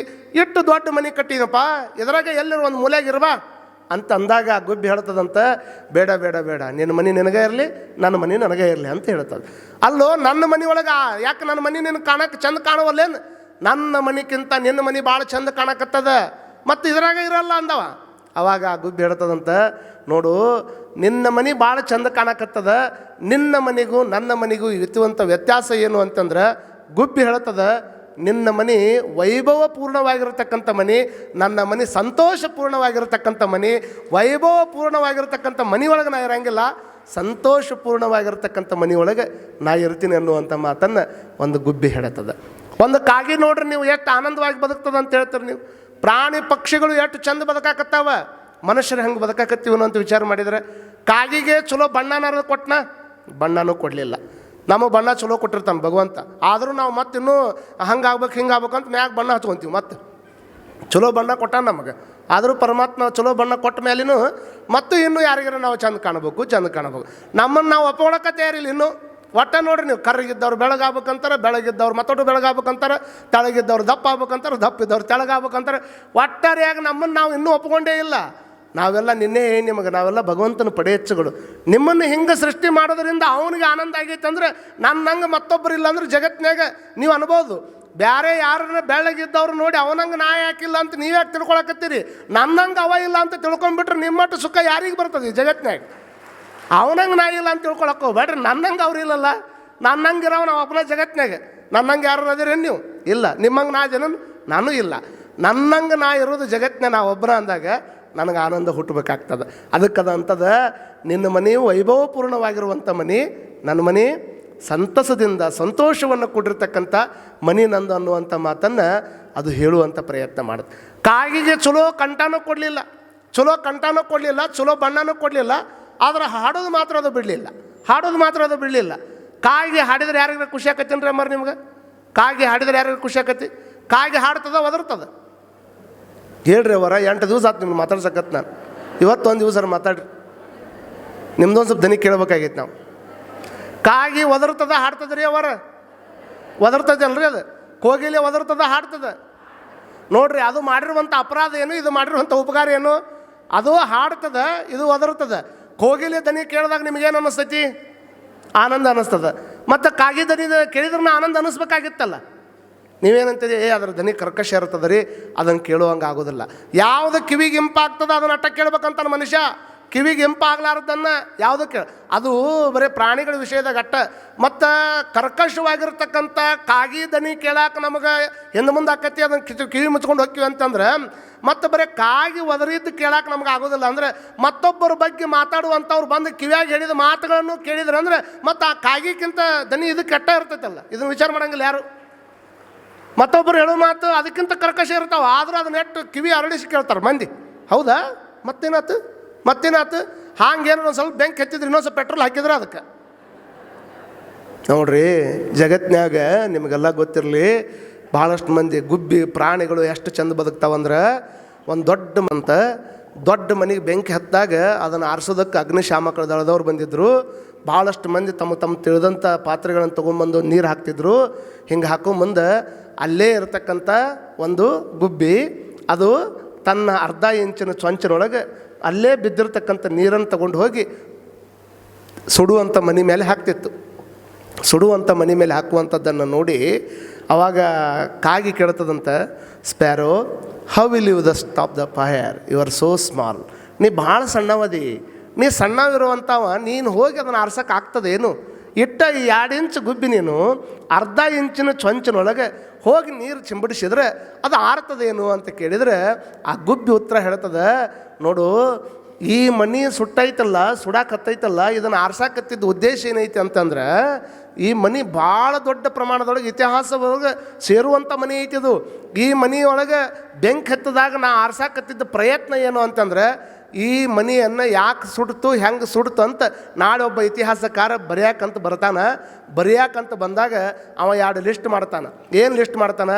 ಬೆಂಕಿ ಹಚ್ಚೋದಕ್ಕೆ ಯಾರು ಪ್ರಯತ್ನ ಪಟ್ಟರು, ಬೆಂಕಿ ಆರಿಸೋದಕ್ಕೆ ಯಾರು ಪ್ರಯತ್ನ ಪಟ್ರು ಅಂತ 2 ಲಿಸ್ಟ್ ಮಾಡಿದರೆ ಮಸ್ಟ್ ಆ್ಯಂಡ್ ಶುಡ್ ನನ್ನ ಹೆಸರು ಬೆಂಕಿ ಆರಿಸಿದವ್ರ ಲಿಸ್ಟ್ನಾಗ ಬರಬೇಕೆ ಹೊರತಾಗಿ ಬೆಂಕಿ ಹಚ್ಚದವ್ರ ಲಿಸ್ಟ್ನಾಗ ಬರಬಾರ್ದು ಅನ್ನುವಂಥ ಕಾರಣಕ್ಕೆ ನಾನು ಹೊಡ್ರಿ ಒಂದು ಜೋರ ಬೆಂಕಿ ಆರಿಸೋದಕ್ಕಂದ್ರೂ ಚಪ್ಪಾಳಿ ಹೊಡಿವಲ್ರಿ ಅಂದ್ರೆ ಏನು ಹಣಿ ಬಿಡ್ಕೋಬೇಕಾಗಿತ್ತು ಅಂತ ನಾವು ಹೊಡೆಯಂಗು ಮತ್ತು ಇದೇನು ನಿಮ್ಗೆ ಅದು ಸರಿ ಅನಿಸಿಲ್ಲ ಅಂತ ಹೊಡಿಬಾರ್ದು ಅಂತ ಬಿಟ್ರಿ ಅವರು. ಅಲ್ಲ, ಗುಬ್ಬಿ ಬೆಂಕಿ ಆರಿಸ್ತೈತೆ ಅಂತ ಹೇಳಕತ್ತೀನಿ. ಯಾಕಂದ್ರೆ ನಾವೆಲ್ಲರೂ ವಿಚಾರ ಒಂದು ಕಡೆ ಆ ಕಡೆ ಮಾಡಿದ ಮಂದೆ, ಹೀಗಾಗಿ ಜಲ್ದಿ ಮನಸ್ಸು ಹೇಳ್ತೈತದ, ಇಲ್ಲಿ ತಡಿ, ಹೊಡಿಬೇಡ ತಡಿ. ಪ್ರಸಂಗ ಬಂದಾಗ ನಾವು ಒಂದು ಸಲ ಹಂಗೆ ಮಾಡಿರ್ತೀವಿ, ಹೀಗಾಗಿ ಅದು ಹೊಡಿಬೇಕಂತ ಅನ್ಸಂಗಿಲ್ಲ. ಹಾಗಾಗಿ ಆ ಕಾಗಿಗೆ ಚಲೋ ಬಣ್ಣ ಕೊಡಲಿಲ್ಲ, ಚಲೋ ಕಂಠ ಕೊಡಲಿಲ್ಲ, ಆದರೂ ಸಹಿತ ಸುಂದರವಾಗಿ ಹಾಡ್ತಿತ್ತು. ಗಿಡ ಕೆಡುತ್ತೆ ಅದಕ್ಕೆ. ಅಲ್ಲೂ ನಿನ್ನ ಹಾಡಿ ಒದರಿದ್ರೆ ಎಲ್ಲರ ಮಂದಿ ಕಿವಿ ಮುಚ್ಕೊಂಡು ಹೋಗ್ತಾರೆ. ಭಗವಂತ ನಿನ್ನ ಚಲೋ ಬಣ್ಣನಾದ್ರೂ ಕೊಟ್ಟನ, ಅದನ್ನು ಕೊಡಲಿಲ್ಲ. ಚಲೋ ಕಂಠನಾದ್ರೂ ಕೊಟ್ಟನ, ಅದನ್ನು ಕೊಡಲಿಲ್ಲ. ಆದರೂ ಸಹಿತ ಇಟ್ಟಾಕೊಂಡು ಚಂದ ಹಾಡಿ ಬದುಕಕತ್ತಿಲ್ಲ. ಏನು ನಿನ್ನ ಸೀಕ್ರೆಟ್ ಏನು ಅಂತ ತಿಳ್ಕೊಂಡು ಅದು ಕೇಳಿದಾಗ ಅವಾಗ ಕಾಗಿ ಹಿಡಿದ ಮಾತು ನಮಗೆಲ್ಲರಿಗೆ ಆದರ್ಶ ಆಗಬೇಕು. ಅದು ಹೇಳ್ತದಂತ, ಏನು ಹೇಳ್ತು ಅಂತಂದ್ರೆ ಪ್ರಾಣಿಗಳು ಬದುಕುವಂಥ ರೀತಿ ಹೇಳಕತ್ತೀನಿ ನಿಮಗೆ. ನೋಡು, ನನಗೆ ಚಲೋ ಕಂಠ ಕೊಟ್ಟಿಲ್ಲ ಒಪ್ಕೋತೀನಿ, ಚಲೋ ಬಣ್ಣ ಕೊಟ್ಟಿಲ್ಲ ಒಪ್ಕೋತೀನಿ, ಆದರೆ ಜನಗಳು ಹಾಡುವುದನ್ನು ಕಂಡು ಇವರ ಮಧ್ಯದೊಳಗೆ ಹೇಗೆ ಬದುಕುವಂಥದ್ದನ್ನು ಹೇಳಿಕೊಟ್ಟಾನ ಪರಮಾತ್ಮ. ಹೇಗೆ ಹೇಳಿಕೊಟ್ಟಾನಂದರೆ ಇವರೆಲ್ಲರ ಮುಂದೆ ಹಾಡೋದು ನಂದು ಕೇಳಲಿಕ್ಕಿಲ್ಲ ಇವರು, ಆದರೆ ಇವರನ್ನು ನೋಡುವಂಥ ಆನಂದ ಕೊಟ್ಟಾನ, ಇವರ ಹಾಡನ್ನು ಕೇಳುವಂಥ ಆನಂದ ಕೊಟ್ಟಾನ. ಇವ್ರನ್ನೆಲ್ಲ ನೋಡಿ ಆನಂದವಾಗಿ ಬದುಕುವುದಕ್ಕಾಗಿ ಚಲೋ ಬುದ್ಧಿಯನ್ನು ಪರಮಾತ್ಮ ನನ್ನೊಳಗೆ ಇಟ್ಟಾನ. ಇದಕ್ಕಿಂತ ದೊಡ್ಡದು ನನಗೇನು ಬೇಕು ಅಂತ ತಿಳ್ಕೊಂಡು ಆಗಿಯ ಒಂದು ಮಾತು ಹೇಳಿದ್ದು ಕಿಟ್ಟಾಕೊಂಡು ಚಪ್ಪಾಳಿ ಹೊಡೆದವ್ರು ಎಷ್ಟು ಕೊರಗದವು ನಿಮ್ಮ ಹತ್ರ. ಇಲ್ಲಿ ಕುಂತಾಗ ಆರಾಮದಿರೇನ್ರಿ ಅಜ್ಜರ ಅಂತ ಕೇಳಿದ್ರೆ ಆರಾಮದಿರೇನ್ರಿ ಅವರ ನೀವೆಲ್ಲ ಎಲ್ಲರೂ ತಾವು ಆರಾಮದಿರಿ? ಇಲ್ಲಿ ಕುಂತವ್ರು ಎಲ್ಲರೂ ಆರಾಮದಿರಿ? ಅದನ್ನ ಇಲ್ಲಿದ್ದಾಗ ಅಟ್ಟ ಚಂದ ಹೇಳ್ತೀರಿ ನೀವು. ಅದ ಮನೆಗೆ ಕರ್ಕೊಂಡು ಹೋಗ್ರಿ.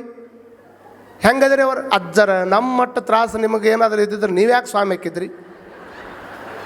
ನಮ್ಮ ತ್ರಾಸು ಅಂದ್ರೆ ಏನು ಮಾಡಿರಿ ನೀವು? ಮೊದಲು ಎಲ್ಲ ಹಂಗೆ ಇರ್ತೈತೆ ಮೊದಲು.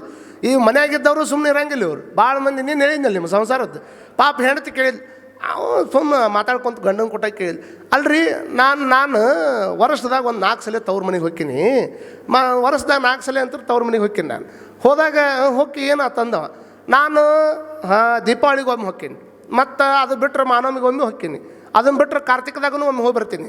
ಮತ್ತು ಯಾವಾಗ ಹೋದಾಗ ನಿಮ್ಮ ಮನಸ್ಸಿಗೆ ಭಾಳ ದುಃಖ ಆಕೈತ್ರಿ ಅಂತ ಅನ್ಲಕ್ಕಿ. ನನಗೆ ಯಾವಾಗ ಹೋದ್ರೂ ದುಃಖ ಆಗೋದಿಲ್ಲ ಬಿಡು ಅಂದವ. ಇಲ್ಲ ಹೇಳಬೇಕು ನೀನೀಗ, ಏನು ದೀಪಾವಳಿ ಹೋದಾಗ ದುಃಖ ಆಕೈತೋ, ಬೇಸರ ಆಕೈತೋ, ಏನು ಕಾರ್ತಿಕಕ್ಕೆ ಹೋದಾಗ ಬೇಸರ ಆಕೈತೋ, ಏನು ಮತ್ತೊಂದು ಹಬ್ಬಕ್ಕೆ ಹೋದಾಗ ಬೇಸರ ಆಕೈತೋ, ಹುಡ್ರು ಸೂಟಿ ಬಿಟ್ಟಾಗ ಕರ್ಕೊಂಡು ಹೋಗ್ತೀನಲ್ಲ ಅವಾಗ ಹೋದಾಗ ದುಃಖ ಆಕೈತೋ, ಅದೆಲ್ಲ ಯಾಕೆ ಮಾಡ್ತಿ, ಏನು ಮಾಡ್ತಿ ತೊಗೊಂಡು? ಇಲ್ಲ ಇವತ್ತು ಹೇಳಬೇಕಂತಕಿ. ಅವ ಹೇಳಾರ್ದವ ಈಕೆ ಹೇಳ್ಬೇಕನ್ನಕ್ಕಿ. ಅವ ತಲೆ ಕೆಟ್ಟ ಆಮೇಲೆ ಹೇಳಿದ, ನೋಡು ನನಗೆ ಯಾವಾಗ ಭಾಳ ದುಃಖ ಆಕೈತಂದ್ರೆ ನೀನು ದೀಪಾವಳಿ ಹೋದಾಗೂ ದುಃಖ ಆಗಂಗಿಲ್ಲ, ನೀನು ಕಾರ್ತಿಕ ಮಾಸಕ್ಕೆ ಹೋದಾಗೂ ದುಃಖ ಆಗಂಗಿಲ್ಲ, ನೀ ಮಾನವಮಿಗೆ ಹೋದಾಗೂ ದುಃಖ ಆಗಂಗಿಲ್ಲ, ಹುಡ್ರು ಸೂಟಿ ಬಿಟ್ಟಾಗ ಕರ್ಕೊಂಡೋಕ್ಕಿ ಅಲ್ಲ ಅವಾಗೂ ದುಃಖ ಆಗಂಗಿಲ್ಲ. ಯಾವಾಗ ದುಃಖ ಆಕೈತಂದ್ರೆ ಈ ಕಡೆಯಿಂದ ಹೋಗಿ ಆ ಕಡೆಯಿಂದ ಹೊಳ್ಳಿ ಬರ್ತೀನಿ ಅಂತ ಫೋನ್ ಹಚ್ತೀಯಲ್ಲ ಅವಾಗ ಭಯಂಕರ ದುಃಖ ಆಕೈತೆ ಅಂತ. ಅದಕ್ಕೆ ಚಪ್ಪಾಳಿ ಇವ್ರು ಹೊಡಿಬೇಕು, ಅದಕ್ಕೂ ನೀವು ಹೊಡ್ಯಾಕತ್ತೀರಲ್ಲ ಯವ್ವ.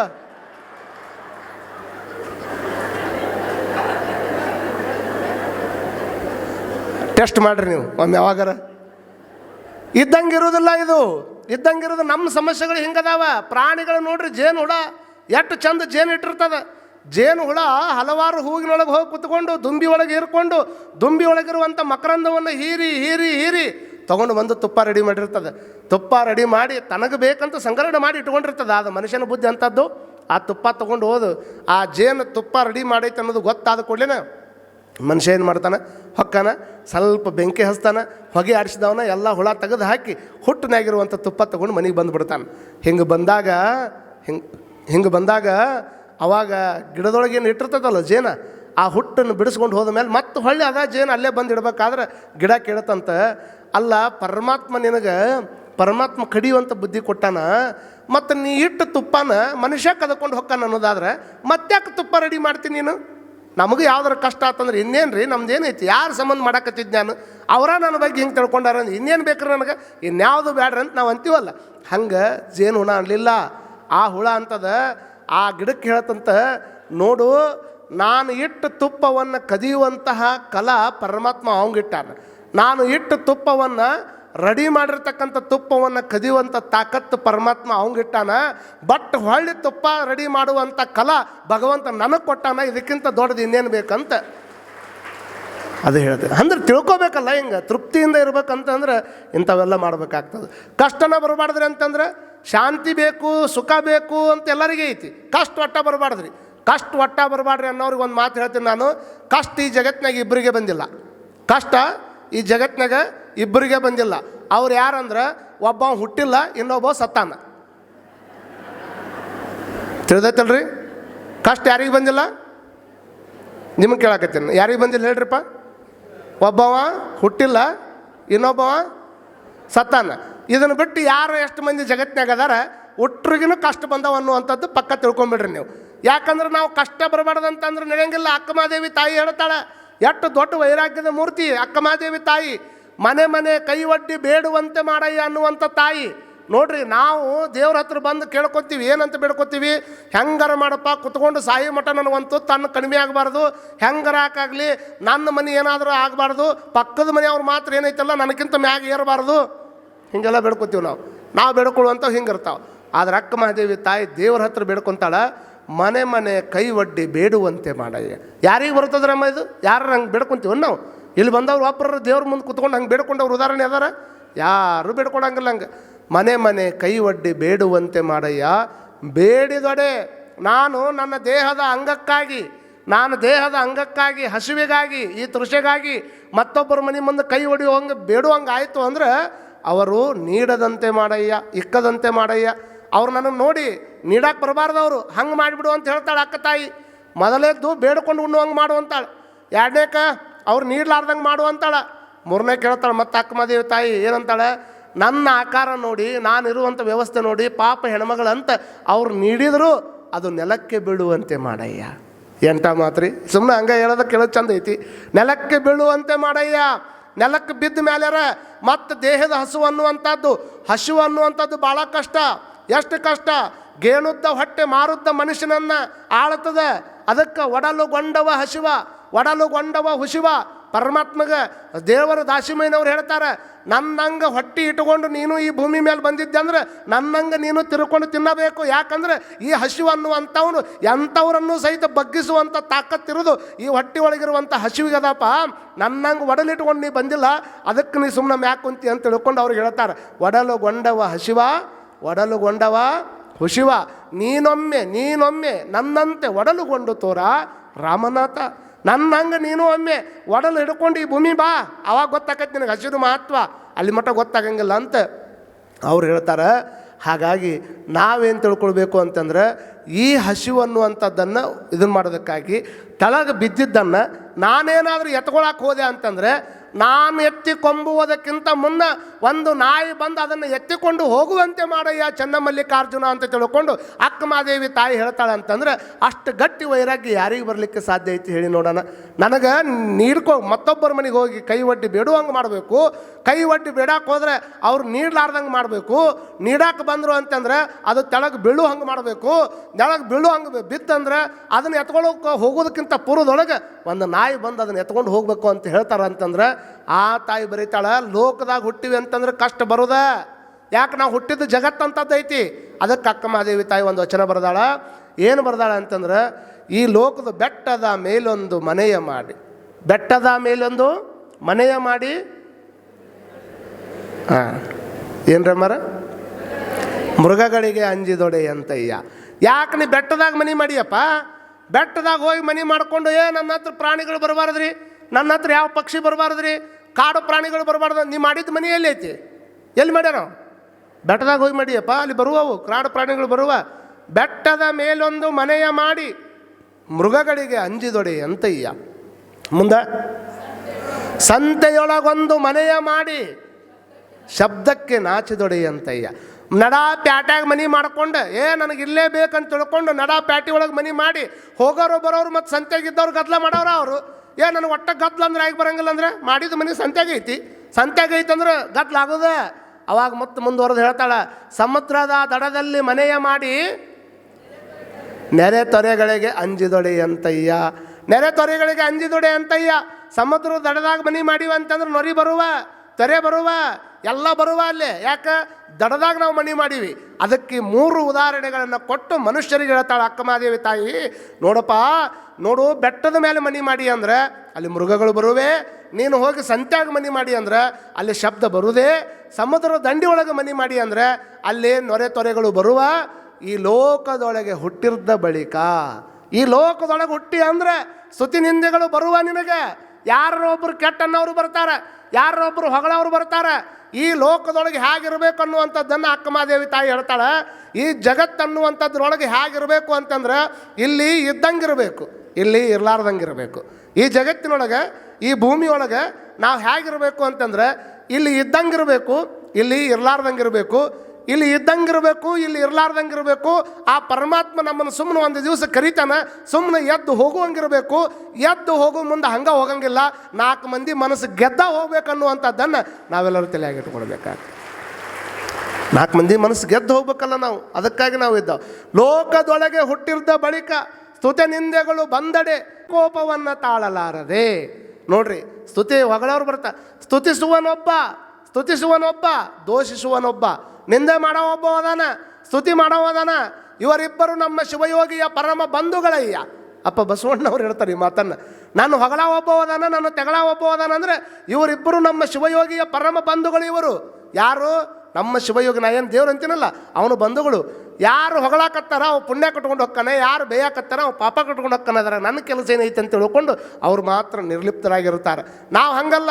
ಹೊಗಳ್ಯಾರ ಅಂದ ಕೂಡಲೇ ಭಾಳಷ್ಟು ಮಂದಿ ಎತ್ತರಕ್ಕೆ ಹೊಕ್ಕಾರ, ತೆಗಳ್ಯಾರ ಅಂದ ಕೂಡಲೇ ಭಾಳಷ್ಟು ಮಂದಿ ತೆಳಗೆ ಬರ್ತಾರೆ.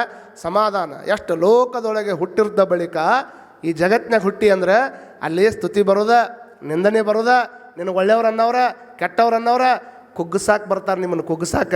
ಆದ್ರೆ ತಲೆಯಾಗಿಟ್ಕೊಳ್ರಿ, ನಿಮಗೆ ಯಾರ ಜೀವನದಾಗ ಚಿತ್ರಹಿಂಸೆ ಕೊಡಾಕತ್ತಾರಂದ್ರೆ ನೀವೇನು ತಿಳ್ಕೊಬೇಕು ಅಂತಂದ್ರೆ, ಅಣ್ಣ ಅವ ಹಿಂದಿದ್ದವರು ನೀವು ತಿಳ್ಕೊಬೇಕದನ್ನ. ಯಾರು ನಮ್ಮ ಜೀವನದೊಳಗೆ ಗುಡಿ ಒಳಗೆ ಹೋಗಿ ಭಾಳಷ್ಟು ಮಂದಿ ಬೇಡ್ಕೊತಾರೆ, ನನಗೆ ಅದನ್ನು ಕೊಡು ಇದನ್ನು ಕೊಡು ಅಂತ ದೇವ್ರ ಮುಂದೆ ಹೋಗಿ ಬೇಡ್ಕೊತಾರಲ್ಲ. ದೇವ್ರ ಮುಂದೆ ಹೋಗಿ ಗುಡಿ ಒಳಗೆ ಕುಂತ್ಕೊಂಡು ನನಗೆ ಅದನ್ನು ಕೊಡು ಇದನ್ನು ಕೊಡು ಅಂತ ತಿಳ್ಕೊಂಡು ಮೂರ್ತಿ ಮುಂದೆ ನಿಂತ್ಕೊಂಡು ಬೇಡುವಂಥ ಟೈಮ್ದೊಳಗೆ ನಾವು ಒಂದು ಸಲ ವಿಚಾರ ಮಾಡಬೇಕು. ದೇವರಾಗಿ ಕುಂತಿರುವಂಥ ಮೂರ್ತಿ ರೆಡಿ ಆಗಬೇಕಾದ್ರೆ ಮೊದಲು ಕಲ್ಲು ಇತ್ತು, ಆಮೇಲೆ ಮೂರ್ತಿ ಆಯಿತು. ಮೂರ್ತಿ ಆಗಬೇಕಾದ್ರೆ ಅದು ಎಷ್ಟು ದೊಡ್ಡ ಹೊಡೆತ ತಿಂದದ, ಎಷ್ಟು ಸಣ್ಣ ಹೊಡೆತ ತಿಂದದ, ಎಷ್ಟೋ ಉಳಿ ಹೊಡೆತಗಳನ್ನು ತಿಂದು ತಿಂದು ಕಾಡು ಗಲ್ಲಾಗಿರ್ತಕ್ಕಂಥ ಕಲ್ಲ ಇವತ್ತು ವಿಗ್ರಹ ಆಗಿ ಮೂರ್ತಿ ಆಗಿ ದೇವರಾಗಿ ಆ ದೇವಸ್ಥಾನದಾಗ ನಿಂತದಲ್ಲ. ಅದನ್ನು ವಿಚಾರ ಮಾಡ್ಕೋಬೇಕು. ನಾವು ಹೊರ ಬೇಡೋದಕ್ಕಿಂತ ಪೂರ್ವದೊಳಗೆ ಇದು ದೇವರಾಯ್ತು. ಹೆಂಗೆ ದೇವರಾಗೋದಕ್ಕೆ ಎಷ್ಟು ಸಣ್ಣ ಹೊಡೆತ ಹೊಡೆದಾರ, ದೊಡ್ಡ ಹೊಡೆತ ಹೊಡೆದಾರ. ಇಷ್ಟೆಲ್ಲ ಹೊಡೆತ ಹೊಡೆಸ್ಕೊಂಡು ಅದು ತಾಳ್ಮೆಯಿಂದ ಇದ್ದಿದ್ದಕ್ಕಾಗಿ ಅದು ದೇವರಾಗ್ಯದ. ಆ ತಾಳ್ಮೆಯಿಂದಿದ್ದಕ್ಕಾಗಿ ಅದು ದೇವರಾಗೈತೆ ಅನ್ನುವಂಥ ಕಾರಣಕ್ಕೆ ಎಲ್ಲರೂ ಹೋಗಿ ಅದ್ರ ಮುಂದೆ ಬೇಡಾಕತ್ತಾರ. ಇದನ್ನು ತಿಳ್ಕೊಂಡು ನಾವೇನಬೇಕು ನೋಡ್ರಿ, ತಾಳ್ಮೆಯಿಂದ ಹೊಡೆಸ್ಕೊಂಡು ಕಲ್ಲ ದೇವರಾಗಿ ಗುಡಿಯಾಕ ಕುಂತದ. ಆದರೆ ಚಿತ್ರಹಿಂಸೆ ಕೊಟ್ಟಿರ್ತಕ್ಕಂಥ ಉಳಿ ಸುತ್ತಿಗೆ ಎಲ್ಲಿದಾವ ಅಂತಂದ್ರೆ ಅವು ಹೋಗಿ ಮೂಲ್ಯಾಕ ಕುಂತಾವ.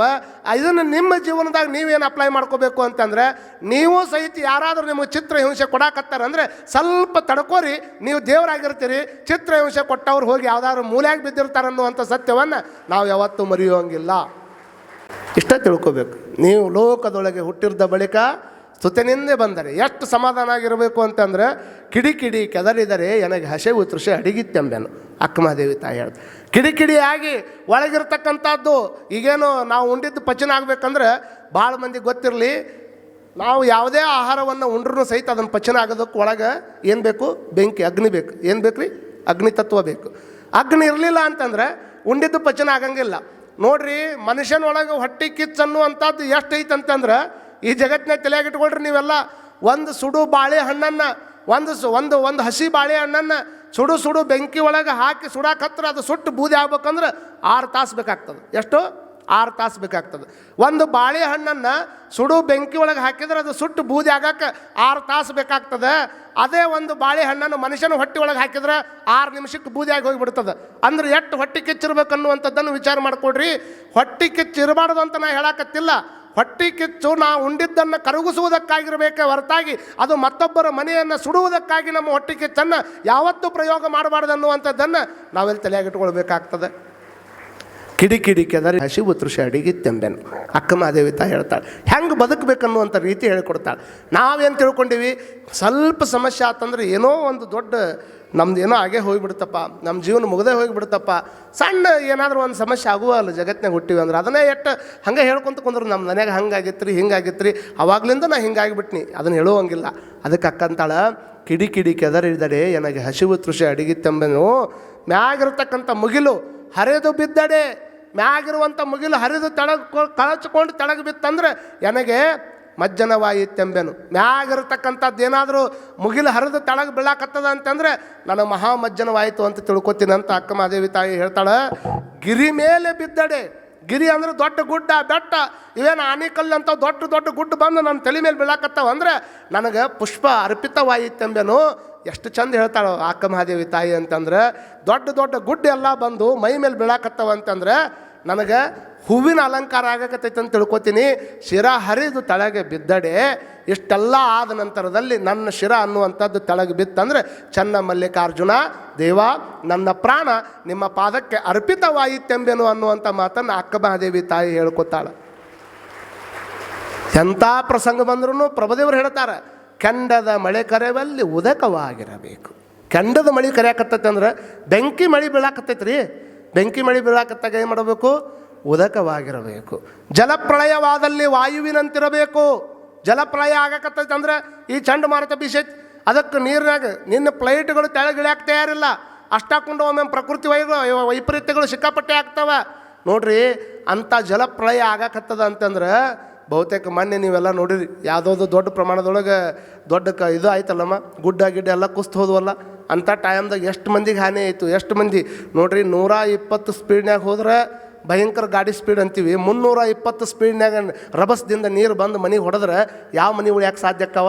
ಕೇರಳದಾಗ ಆಯ್ತಲ್ಲ, ಅಲ್ಲಿ ಆಗೈತಂತ ನಾವು ಖುಷಿ ಪಡುವಂಗಿಲ್ಲ. ಅಲ್ಲಿ ಆಗಿದ್ದು ಇವತ್ತು ನಾಳೆ ಇಲ್ಲಿ ಬರ್ಬೋದಲ್ಲ. ಅದಕ್ಕೆ ನಾವು ಹಿಂಗೆ ಬೇಡ್ಕೋಬೇಕು, ಎಲ್ಲಿ ಆಗಲಾರ್ದಂಗೆ, ಎಲ್ಲಿ ಏನೋ ಆಗಲಾರ್ದಂಗೆ ಜಗತ್ತೆಲ್ಲ ನಕ್ಕೊಂತನೇ ಇರಬೇಕು, ಜಗತ್ತಿನ ಅಳುವು ಮಾತ್ರ ನನಗಿರಬೇಕು ಅನ್ನುವಂಥ ಭಾವದೊಳಗೆ ನಾವೆಲ್ಲ ಬದುಕಬೇಕು. ಅದಕ್ಕೆ ಅವ್ರು ಅಂತಾರೆ ಜಲಪ್ರಳಯವಾದಲ್ಲಿ ವಾಯುವಿನಂತಿರಬೇಕು. ನೋಡಿ, ನೀರು ಏನಾದ್ರು ಪ್ರಳಯ ಆಗಕತ್ತೈತೆ ಅಂದ್ರೆ ವಾಯುವಿನಂಗಿರಬೇಕು ಅನ್ನುವಂಥ ಮಾತನ್ನು ಅವ್ರು ಹೇಳ್ತಾರೆ. ಮಹಾಪ್ರಳಯವಾದಲ್ಲಿ ಆಕಾಶದಂತಿರಬೇಕು. ಮಹಾಪ್ರಳಯ ಆಗಿಬಿಡುತ್ತಪ್ಪ, ಗಾಳಿ ಹೊಡೆತಕ್ಕೆ ನೀರಿನ ರಭಸಕ್ಕಿಂತನೂ ಜಾಸ್ತಿ ವೇಗ ಗಾಳಿದಿರ್ತದೆ. ಹಾಗಾಗಿ ಆ ಮಹಾಪ್ರಳಯ ಆಗಕತ್ತದ ಅಂತಂದ್ರೆ ಆಕಾಶದಂತಿರಬೇಕು ಅಂತ ತಿಳ್ಕೊಂಡು ಅವ್ರು ಹೇಳ್ತಾರೆ.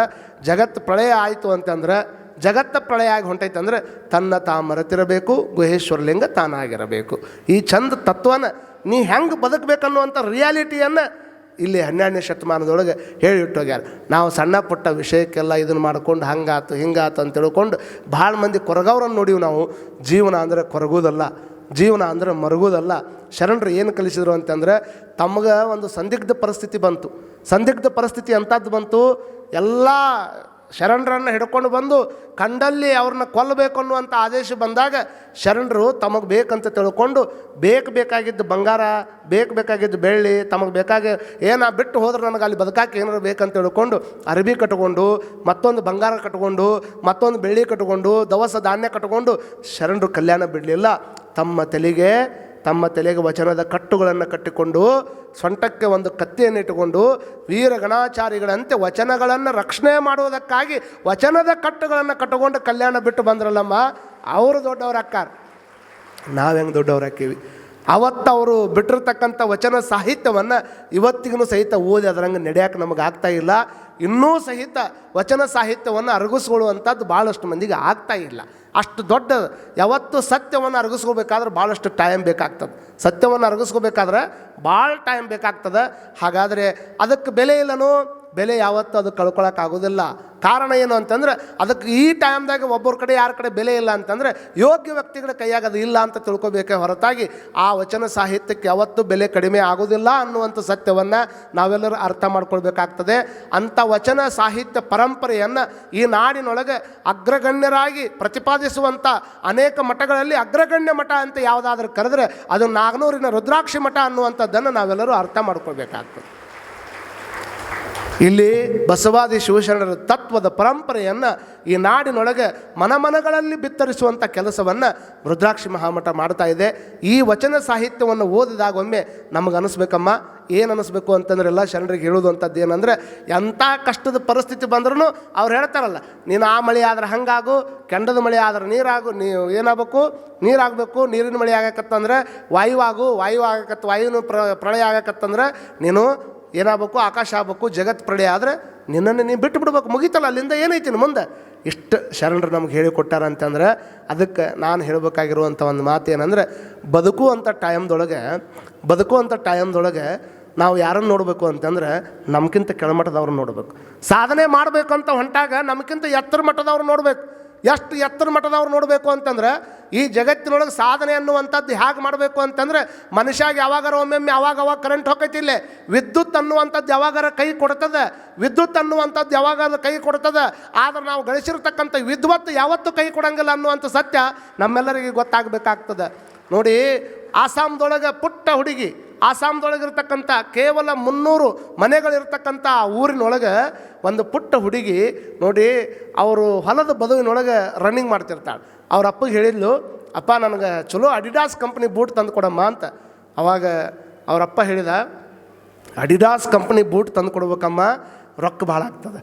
ಅಡಿಡಾಸ್ ಕಂಪ್ನಿ ಬೂಟ್ ತಂದು ಕೊಡೋಕ್ಕಾಗೋದಿಲ್ಲ, ಸಾದಾ ಬೂಟ್ ತಂದು ಕೊಡ್ತೀನಿ ನಿನಗೆ ಅಂತ ಸಾದಾ ಬೂಟ್ ತಂದು ಕೊಟ್ಟು, ಸಾದಾ ಬೂಟ್ ತೊಗೊಂಬಂದು ಕೊಟ್ಟರೆ ಆ ಹುಡುಗಿ ಏನು ಮಾಡಿದ್ಲು ಅಂದರೆ ಅದರ ಮೇಲೆ ಅಡಿಡಾಸ್ ಅಂತ ತಿಳ್ಕೊಂಡು ಕಂಪ್ನಿ ಹೆಸರು ಬರ್ಕೊಂಡು ಸಾದಾ ಬೂಟ್ ತಂದು ಕೊಟ್ಟಿದ್ದಕ್ಕೆ ಅಡಿಡಾಸ್ ಕಂಪ್ನಿ ಅನ್ನುವಂಥ ಹೆಸರಿನ ಆ ಲೋಗೋವನ್ನು ಆ ಬೂಟ್ ಮೇಲೆ ಹಾಕ್ಕೊಂಡು ಅವ ಬೂಟ್ ಹಾಕ್ಕೊಂಡು ಓಡಾಡಕತ್ಲು ಭಾರತ ದೇಶದೊಳಗೆ ನಡೆದಿರ್ತಕ್ಕಂಥ ಒಲಿಂಪಿಕ್ ಓಟದೊಳಗೆ ನೋಡ್ರಿ ಅಂಡರ್ 19 ಒಳಗೆ ಓಡುವಂಥ ಓಟದೊಳಗೆ ಈ ಭಾರತ ದೇಶಕ್ಕೆ ಬಂಗಾರದ 4 ಪದಕಗಳನ್ನು ತಂದು ಕೊಟ್ಟಿರ್ತಕ್ಕಂಥ ಆ ಸಾದಾ ಬೂಟ್ ಹಾಕ್ಕೊಂಡು ಓಡಾಡಿರ್ತಕ್ಕಂಥ ಹುಡುಗಿ ಹೆಸರು ಏನಮ್ಮ, ಏನು? ಹಿಮಾ ದಾಸ್. ಯಾರು? ಹಿಮಾ ದಾಸ್. ಯಾವಾಗ ಯೂಟ್ಯೂಬ್ನಾಗ ಹೊಡೆದು ನೋಡ್ರಿ ಗೊತ್ತಾಗುತ್ತೆ. ಹಿಮಾ ದಾಸ್ ಅನ್ನುವಂಥ ಹೆಣ್ಮಗಳ ಸಾದಾ ಬೂಟ್ ಹಾಕ್ಕೊಂಡು ಆ ಸಾದಾ ಬೂಟಿನ ಮೇಲೆ ಅಡಿಡಾಸ್ ಅನ್ನುವಂಥ ಹೆಸರು ಬರ್ಕೊಂಡು ಅದ ಶೂ ಹಾಕ್ಕೊಂಡು ಭಾಳಷ್ಟು ಚಂದ ಓಡಿದ್ಲು. ಈ ನಾಡಿನೊಳಗೆ ನಿಮಗೆ ಓಡೋದಕ್ಕೆ ಚಲೋ ಬೂಟ್ ತಂದು ಕೊಡೋರದಾರ, ಚಲೋ ಓಡೋದಕ್ಕೆ ಬೂಟ್ ತಂದು ಕೊಡೋರದಾರ, ನಿಮಗೆ ನಿಂತು ಹುರಿದುಂಬಿಸಾಕ ಚಪ್ಪಾಳಿ ತಟ್ಟವ್ರದಾರ, ಅಷ್ಟ ಯಾಕೆ ಚಲೋ ಗ್ರೌಂಡ್ ತಯಾರು ಮಾಡಿ ಕೊಡೋರದಾರ.